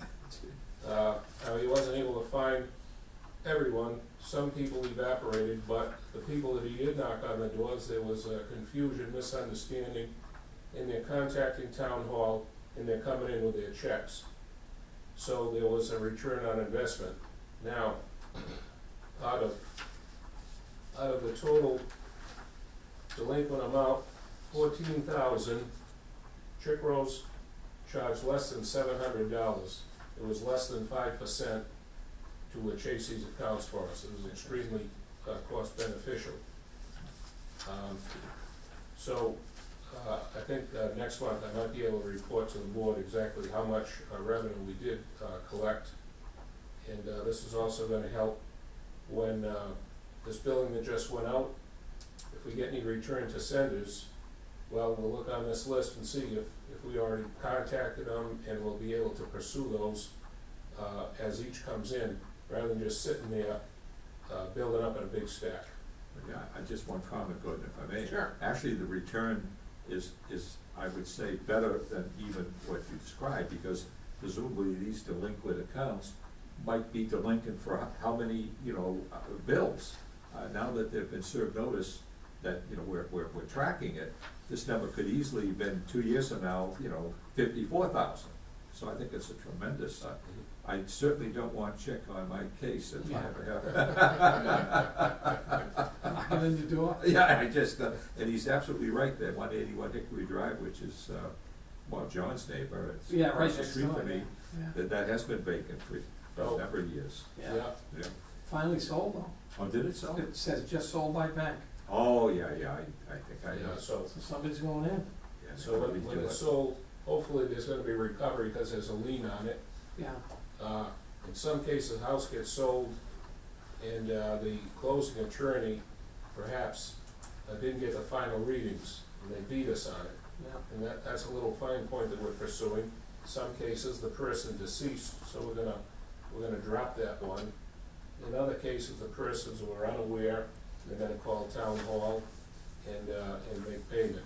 So we'll recover some of it, but the word is out there. When I came back from vacation, I had emails from Randy wondering did anyone hire someone to go around and knock on doors? Well, I didn't know that Chick Rose was knocking on doors. Then Brenda told me that the chief of police came in here and asked her, is anyone going around knocking on doors? I said, no, I didn't know anything about that. Well, it was Chick Rose. And he just went out there and he did it, okay? And it only took him a week. Wow, He gave a good turnaround and did a nice job for us, so. Yeah, very absolutely. good, That is good. thank you. Okay, next, review of revenue projection to accompany the FY17 sewer department budget request. So we submitted our budget to David Grab, who's gonna be going to the finance committee. And David told us, well, why don't you show us your revenue projection to demonstrate that what you're asking for in your budget can be recovered in revenue, in your collections coming in. So I prepared this for the board to take a look. If approved, I'll send it to David Grab, and it will be on the table when we go for our finance committee presentation, which I have not been told when it's happening yet, Gordon. No, but I did have a good discussion with the chairman of the finance committee about the position and why we determined a January date. He had some questions and the discussion went very well. Okay. And so I'm sure he's gonna bring that information back to the full board. That was the only question he had, so, Was that Gil? yes, yep, so we talked about the position. Good. Yeah, and the timetable that we had set out in the fall and how we're going to be advertising it and looking for a January 1 start date, yeah. And transparency. Oh, yeah. Oh, yeah, we'll be posting it and it'll be in the, I said, I don't know if there was a trade journal or something maybe that Well- we do with that type of position, but yeah, it would be advertised and posted, Yeah. in both internally and externally. Maybe Mass Municipal website or something. Right. Yeah, that discussion went very well. Yeah. So is the board comfortable with the projections as submitted? As you notice, it does give us a little bit of a cushion in the estimates of what total revenue is compared to what we're requesting. It's in the black. This is over and above what the town automatically charges us for the services. Our budget includes that charge. Yeah. Yeah, that's included in the 2,180,000. No, 2,156,000. Because Yes. that automatic is taken out of the retained That's earnings. correct. So you're saying it's included in the 2,156,000? Yes.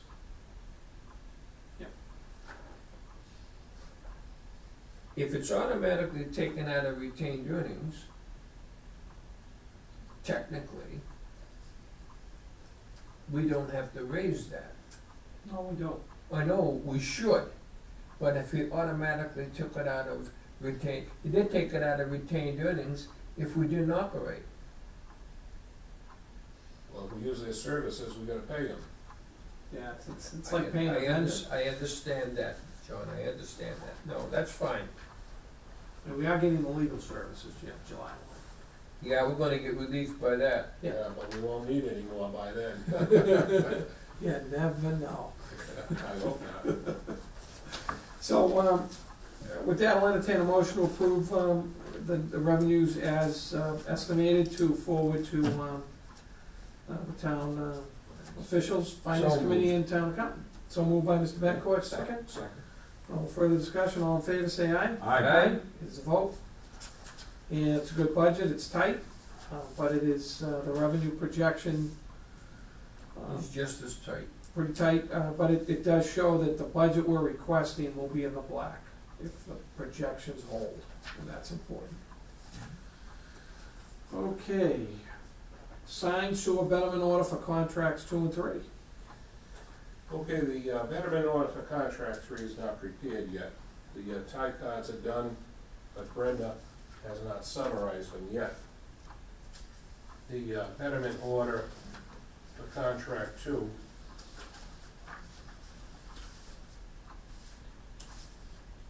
will look like this. This lists all the houses, 122, book and page. This goes downtown and they levy the betterment. And we have to give them a letter that tells them how much the betterment should be. Now, I've given the board several of these spreadsheets that tries to collect all the charges for phase 6. And this is the latest one. There was a number discussed earlier tonight, 6,800. I could not reproduce that number. Now, this is by blending the, Bundling all Bundling all of of phase them. 6. You'll see on the header, it's contracts 2 through 6. right, so the betterment, The betterment, as best I could make it bundled, is $8,131. And that went up because we included the Locust Street, because originally it was at about 7,800. It went down because you included Locust Street. Because Locust Street is only a relatively inexpensive one to pick up a few people and it helped everybody. I agree with you about the 16. I always thought it was $8,000. Well, let me talk to Gordon about this for a moment. I could not reproduce the 7,700 or the 6,800, perhaps. It was one of the discussions where we dragged in Park Place because there was economies. There was a possibility, yes. Okay? Yeah. Now, I don't know if you keep all the stuff that I I do. give you, but I could not find in my computer a scenario with just phase 6 up to Locust Street, lower than what I'm presenting. This is my best and final offer. I'm sorry it wasn't lower, but now I looked in the minutes, and in November, the meeting minutes said 6853, but I could not reproduce that figure.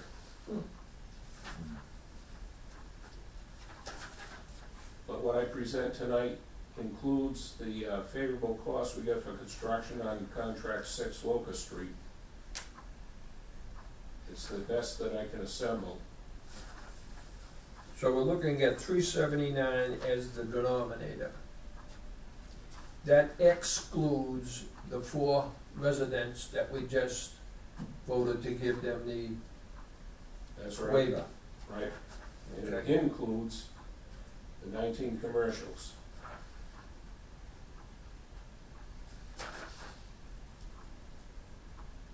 Well, I have a pile of paper in my house that if I went through, I probably could find one that had different numbers, but I do recall that at one point, the numbers went as high as 13,000. And $8,100 isn't bad. It's not wonderful, but it isn't bad. And there is a very simple explanation. The cost went up, the numbers in the denominator went down.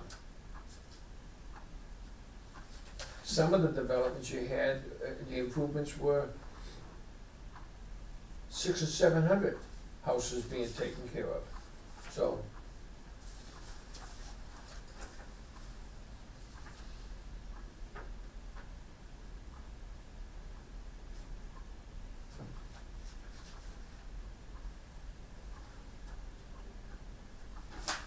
yeah, well, that's the number, no matter how you. Okay, now Gordon. Yep. If you recall, maybe you catch this. I came in one time and I suggested if we were to give everybody $1,000 or $2,000 to get it down, it was $600,000 out of retained earnings, and there was another one that was less than that. And we were trying to get it to $7,000. So it was always up around the 8, John. I mean, Yeah. 68 could be a transposition. Well, No, here's what it is. Here's what it is. The house, the 7812 that was submitted, it's 368 lots. This one is 379. 379. that should help us out though. Yeah, I was gonna say, Well, that's the, take a look, see, here's Okay. the 7812. Here's No, the I dollars that were totally left understand. out, Gordon. There was some money left out prior to 9 million. Let me restate that. There was some money left in the barrel before we had to get the 9 million. You remember? There was some money left in the barrel. It was Yes. not enough to do Southeast Raynham. So we determined how much we needed, 9 million. So it was from So- the X amount of dollars plus the 9 million due South Raynham. Yeah, and then it was plus 2.5. So, this number here, Gordon, is a little lean, okay? 9, 2.5, but Yeah. it was a little in front. Well, yes, because the difference is 12,320, 328 to 11,5. Yeah? So And- in other words, there was more cost. So total project, we spent 12,327. Is what we have to better. Total project cost, see that? Yeah, I Which is do. more than 11.5, so that gives you an indication of what was left in the bottom of the barrel, right? More than 11.5. Where did that come from, though? when we did, phase 6, contract 1, it was the amount, there was a sum left over from contract 1. From contract 1 and all the permitting and Yeah. intermunicipal Yeah. and stuff. I remember that, yeah. So, but you know, I mean, Gordon, if you look at the various contracts, that is to say 2 through, 2 through 5, and then you got Locust, as Joe mentioned, Locust was a bargain by comparison. Yeah. I mean, contract 5 is the one that really throws it off center. Yeah, right, I know, yeah, I know. I'm looking at that, yep. Yeah, well, that's the number for contract 5. Okay. Yeah, Now, I'm gonna that ask you skews it. I'm gonna ask you to consider something else. Yeah, You're gonna have to, discuss the Bobby Brown order. yeah. I brought up an element where, are these figures paying for something twice? Did Bobby Brown already assess us for some of these tie-in bond, project design, project permitting? I explained previously how you see in contracts, contracts 2, 3, and 4, I had to take the total, amounts that I got from tie-in bond and spread load them equally. And my question is, did we already pay for some of these in that long-term, payback program? So, well, why don't we tie both in as an agenda item? I talked to the superintendent about this the other day, and because he wasn't on board when all this took place, and because we're having trouble making heads or tails out of this report, that I thought it would be prudent, in the future, as an agenda item, to invite Mr. Brown in. And we could just answer maybe all of these unknowns and questions that are raised, let's put it right on him, instead of us trying to sit here and figure it out. It is difficult to comprehend, really is, I have to say. So is the board okay with that, under the old business agenda item? Yeah, absolutely. My only comment, Gordon, would be, is there anybody else that might help besides Brown? I don't know, I don't have anybody in mind, but I mean, it is somewhat complicated. I don't know well, I don't have anybody in mind, I truly don't, but you might wanna think about that. If he's the only and the best, fine. I think we do need some help to really Yep. So I mean, he put the full board I- together, let's, It wouldn't be bad, it wouldn't be a bad idea to get somebody, I don't know, maybe the finance committee that was part of that package, and maybe one select person. Supposedly, this before my time, I wasn't part and parcel of it. Supposedly, they came up with the numbers and kind of agreed to it. So, I mean, I don't mind tearing that thing apart. I basically agree with John. And if we leave it in the payment schedule, you take it out of the betterment. Or you reduce the payment schedule. If it's the same money, We're not gonna then there pay, should be we're relief not one way gonna or the pay, other. we're not gonna pay twice. Yeah. But you can't take it out of the betterment, because it belongs in the betterment. He Yes. now has to say, unvetted cost has been vetted. So that drops the number down. So it would have to come off the payment schedule, Joe. But Right. I agree wholeheartedly, I believe with you that it's in both places. These are my documents for discussion. I believe you've seen this before. Yeah. And these are my questions of Bobby Brown, saying, hey, did we already pay for this in the long-term payback plan? If so, then I'm gonna take them off the betterment, or perhaps they have to stay on the betterment, as Joe just explained, because they're genuine project costs. Yeah. So in other words, Joe, so in other words, what you're saying, is, I mean, I have to study this, but what you're saying This is is we not may the have been list that double, it's on, this we may backs have been this double up. charged? That's my contention. So Joe, what he's suggesting is we may have been double charged?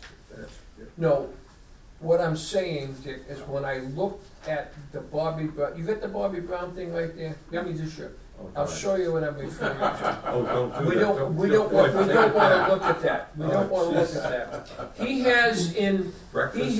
this summation, Oh, my which we God. don't necessarily agree is good and actual, but he puts in a section here, and he calls it unvetted expenses. Now, unfortunately, when he says that, the amount is on, I gotta get the right page that it shows it. It shows that the, Phase 6 design per tie-in bond, CWMP ER tie-in bond, and IMA sewer estimate, and $50,000 for INI, $1,280,000. And he says this was not vetted. Okay? There's your 25%. There's your 320 that he has on the schedule that was supposed to pay back. In his explanation, he says that this is unvetted costs in the $9 million bond. no. No, it is. No. These projects here were previous bonds. Okay, not the 600 for the senior. Right. He also has a number down here about a non-vetted that I can't quite figure out where the hell he comes up with that number. But these items here, Yeah. he has actually put in here, because we are now, it's in section 2, 3, 4, and 5. This came out before 2, 3, 4, and 5 went out. Well, one part of that's phase 5, it's not related to phase 6. Well, I know, 2, 3, and 4, as John just said, he went through the calculation in here. It's because they put it here, because they were looking at the $9 million bond. Remember, they started that they borrowed the money. Yeah. So he's trying to account for our betterment charges and said, you didn't better this amount of the $9 million. Well, that's before we did 2, 3, 4, and 5, where we're putting that betterment in, that John in. When he mentioned it to me, I went back and I looked through the copy that I had and showed, And I agree with him. It's now being embedded, therefore, it has to come out of here. Because if you leave it here, I agree with that. you can't take it out of there, because it's a legitimate cost to this.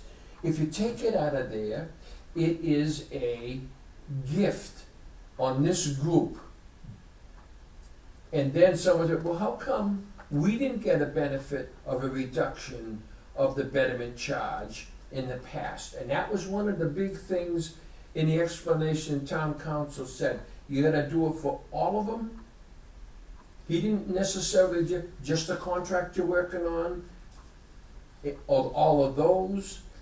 So you're better off leaving it in the betterment, or it's a legitimate charge, and have him reduce that amount so that $1,237,000 is reduced by almost the $320,000 that That's they had very there. interesting. I'm gonna tell you, that, back when that report was put together, it was stated that, it absolutely stated that there was probably some, and the number was 300,000, some $300,000 in betterments that had not been collected as of that time. So it's exactly what you're saying.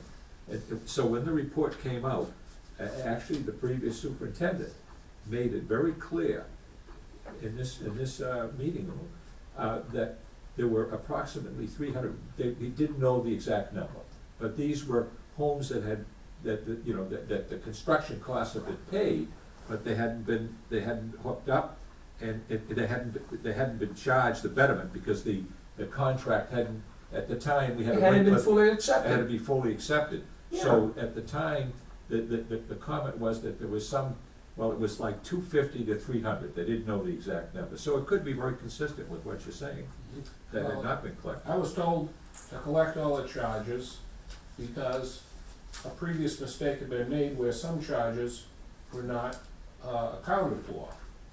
So I collected all the charges, and perhaps the previous deficiencies has been cited in Bobby Brown. And I say to you gentlemen, hey, am I getting ready to pay it twice? You either get relief from one or the other, if I'm correct.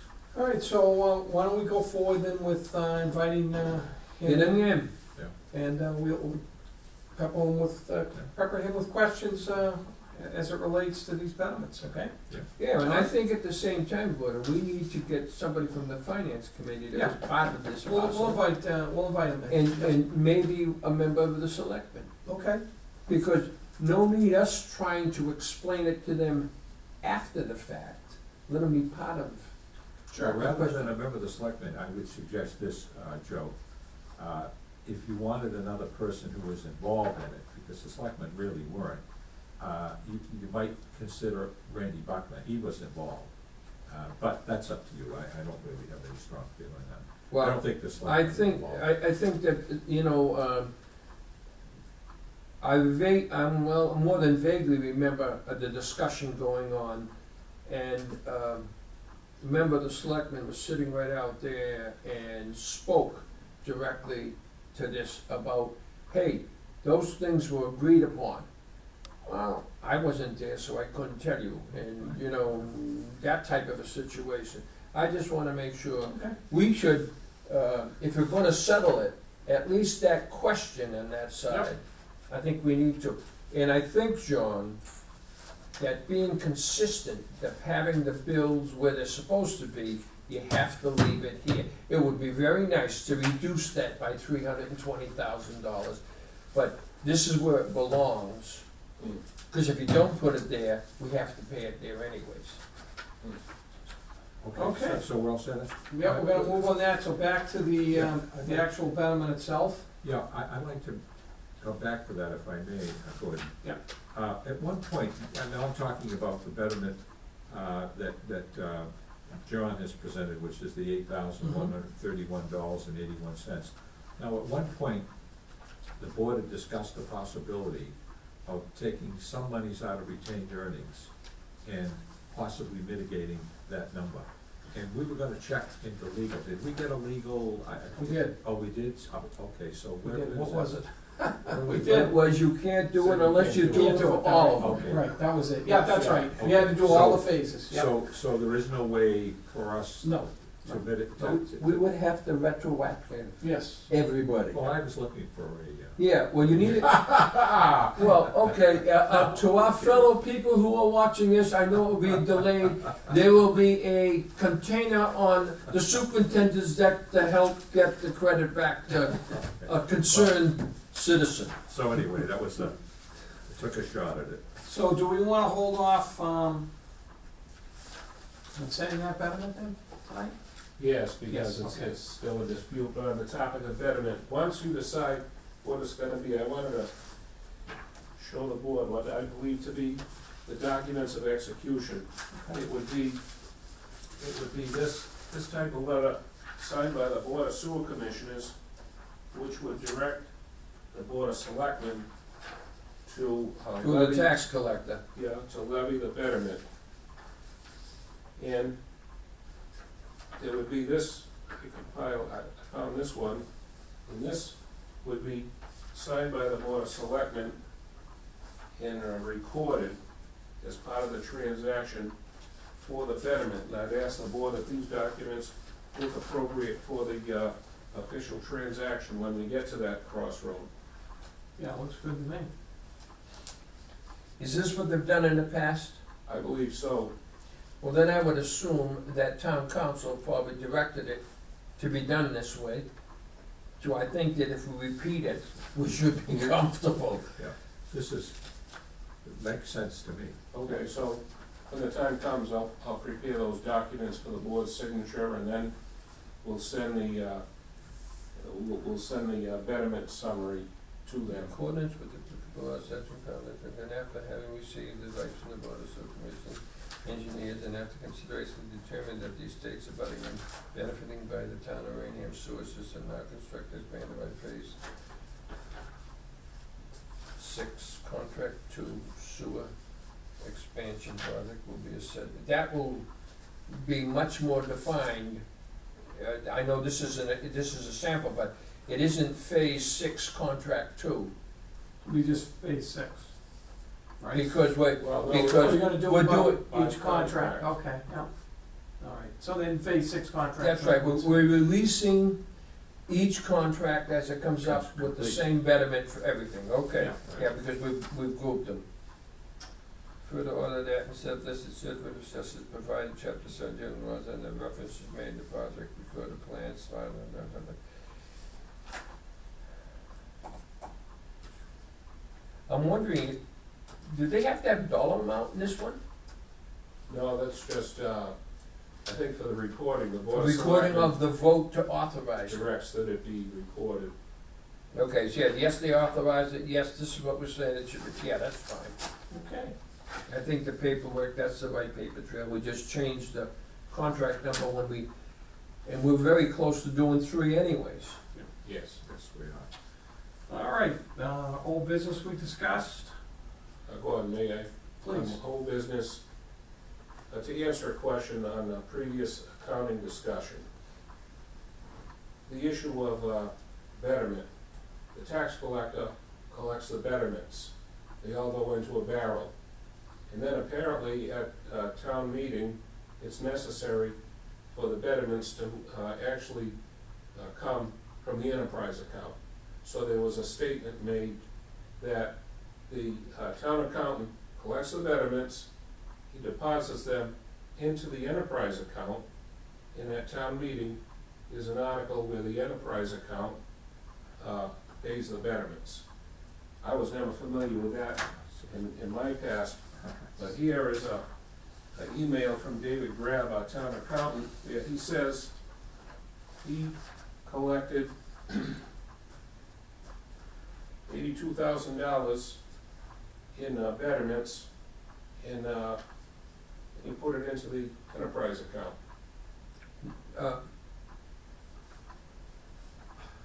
Do you see it in? That $82,000 is, your listing is not what you're referring to in the betterment.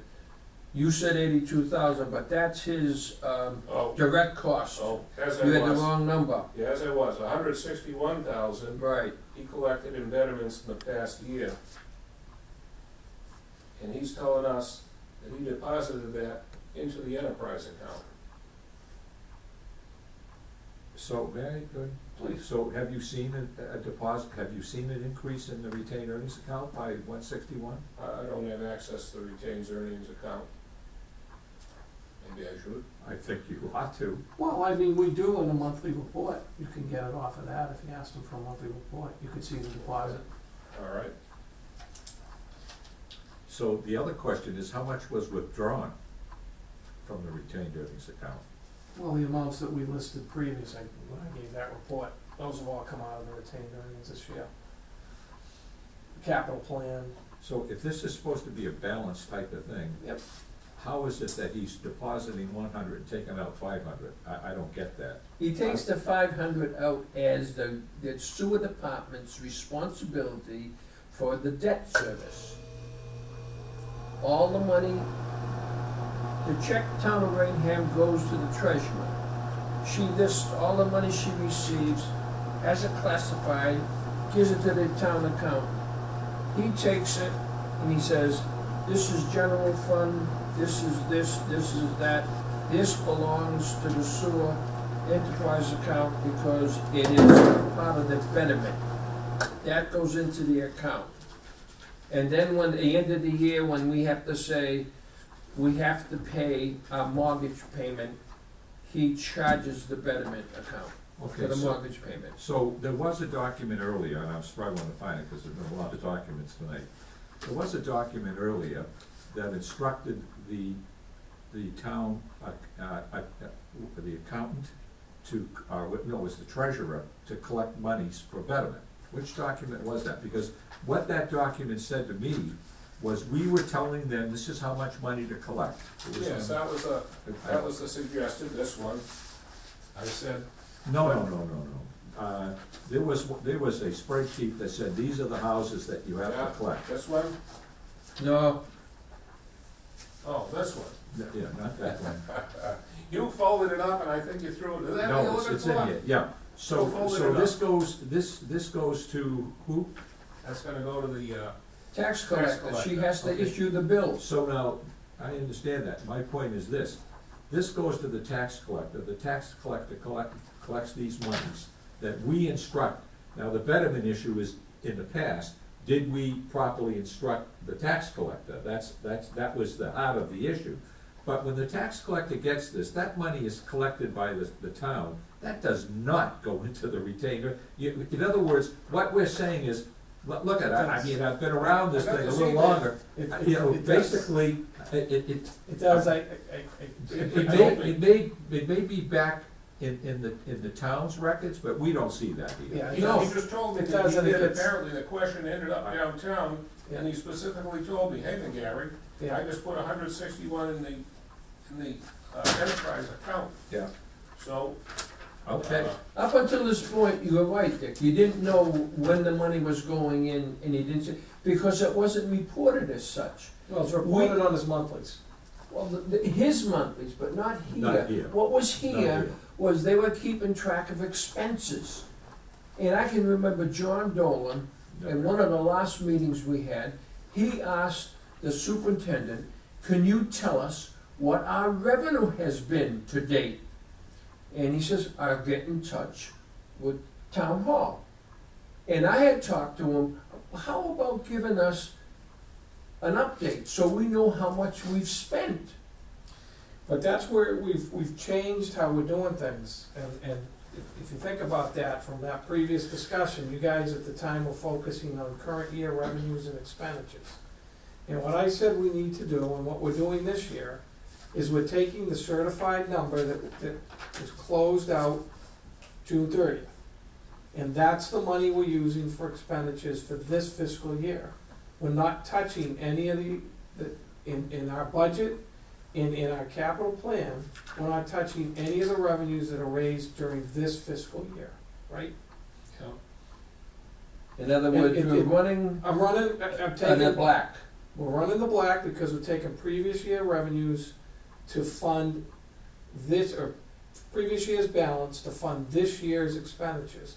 So we don't have to rely on the uncertainty of the betterments being deposited, the revenue that's coming in during the monthly, within that same existing fiscal year. We've been keeping a good track of that number to make sure that doesn't go into the negative.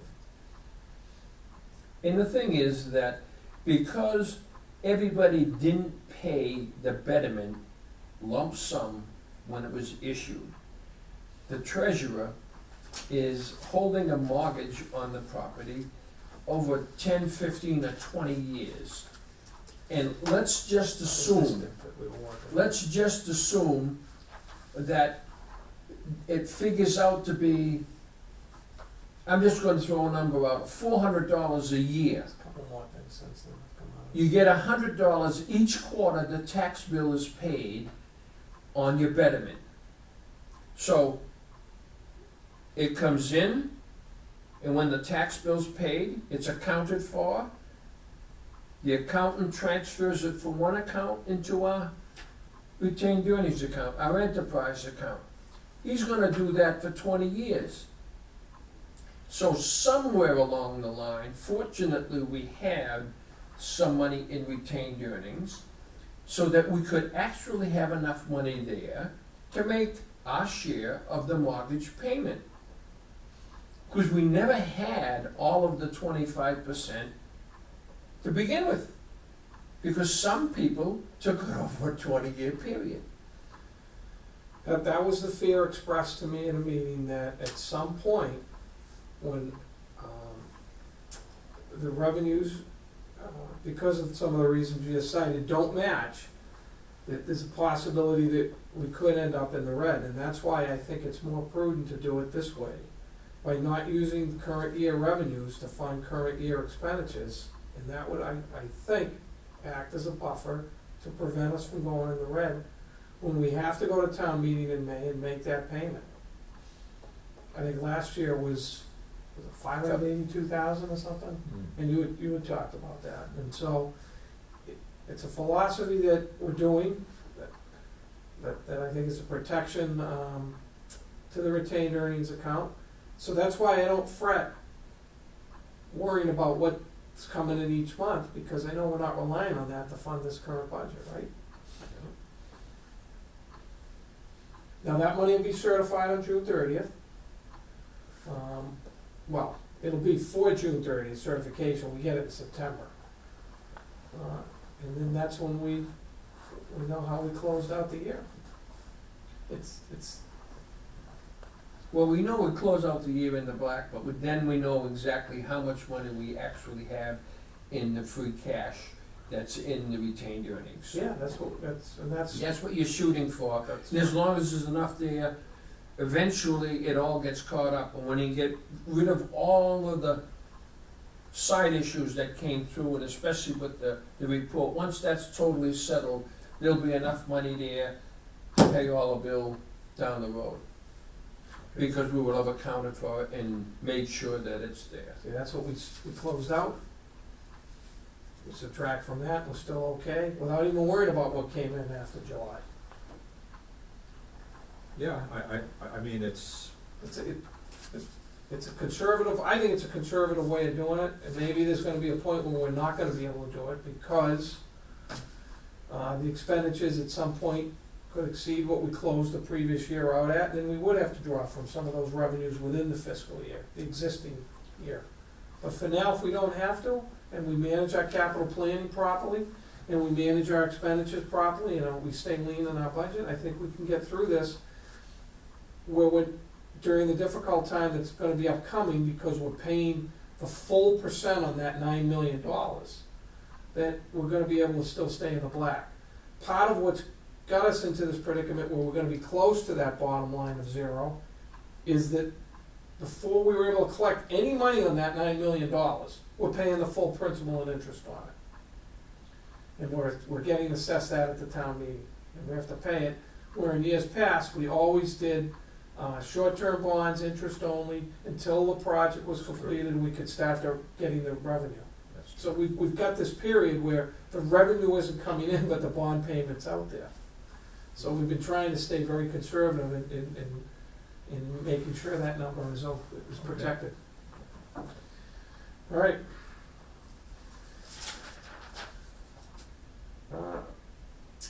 Emergency business before the board, none. Commission reports, Mr. Betancourt? No. Mr. Chavo? I have one. I had talked about evaluation of Mr. Gary's contract, for his contract, and how we would determine evaluation. All I'm gonna do tonight, I'm not gonna ask for any comments or anything, is we'll pass out a draft, everybody. And just ask your input. Please tell me what to eliminate, what, if there's anything I should add, if anything's redundant. But basically, it is a evaluation that would include quantity and quality of work habits, work attitudes, supervisory ability, and overall rating. Now, if any one of those pages you think we should eliminate, I'm fine with, or if there's certain lines within any of those pages, is there anything that, Mr. McGarry, you wanted, not, obviously not now, but if you feel uncomfortable with, you wanna review prior to making it the official evaluation sheet, let me know. And I think this gives us a blueprint moving forward, in how we will evaluate, his service, the first year. I have a question, Mr. Chairman, where did you get the categories? What do you mean? Well, I Front mean, is it page, standard? front page. No, I understand that, that's the table of contents. Right, so this would be superior, and that explains how would you determine Yes, I superior. understand that, Yep. but above standard, what's standard? Well, based on the first page under the definitions. says it. I mean, Go you could to the- have, Go to the yeah. cover sheet. you could have superior, standard, fair, or poor, but when you say above standard, then which one is the standard? Good? Good is the standard? Yeah, yeah, Okay. good would be the standard, that's correct. Okay. Yep, Seems clear to me. okay, Yeah. so let me know on that, and if that's what we'll implement. Then the next step would be, once we have a final packet that everybody agrees on, then we would do it. And then what I would do is, we wouldn't do it individually, I don't think, unless you want to. What I would do is collect the three, and then come up with a The summary matrix sheet that says what the of score the three was. did, and get the score based on that, That's fine. okay? Seems clear to me. Put a value on superior, a value above standard, and so on and so forth, Yes. and then, Yep. as you put it in there. Yeah, it's a good one. Okay. That's all I had. So please get back to me, gentlemen, with any changes, and then we'll try and firm that up for the next meeting. Good. Public forum, seeing none. Press time, anyone from the press? No comments from the press. So I will, let's see, announce that the next meeting of the board, the regularly scheduled meeting, is April, that would be 14. April 14th, 13. No, Thursday's 14. the 14th. 14. Thursday, April 14th at 6 PM. And with that, accept the motion for adjournment, performance of administrative duties with no business to be conducted afterward. So moved. Moved and second, Second, all in favor? Aye. aye, We are adjourned. thank you. Thank you. At 8:15.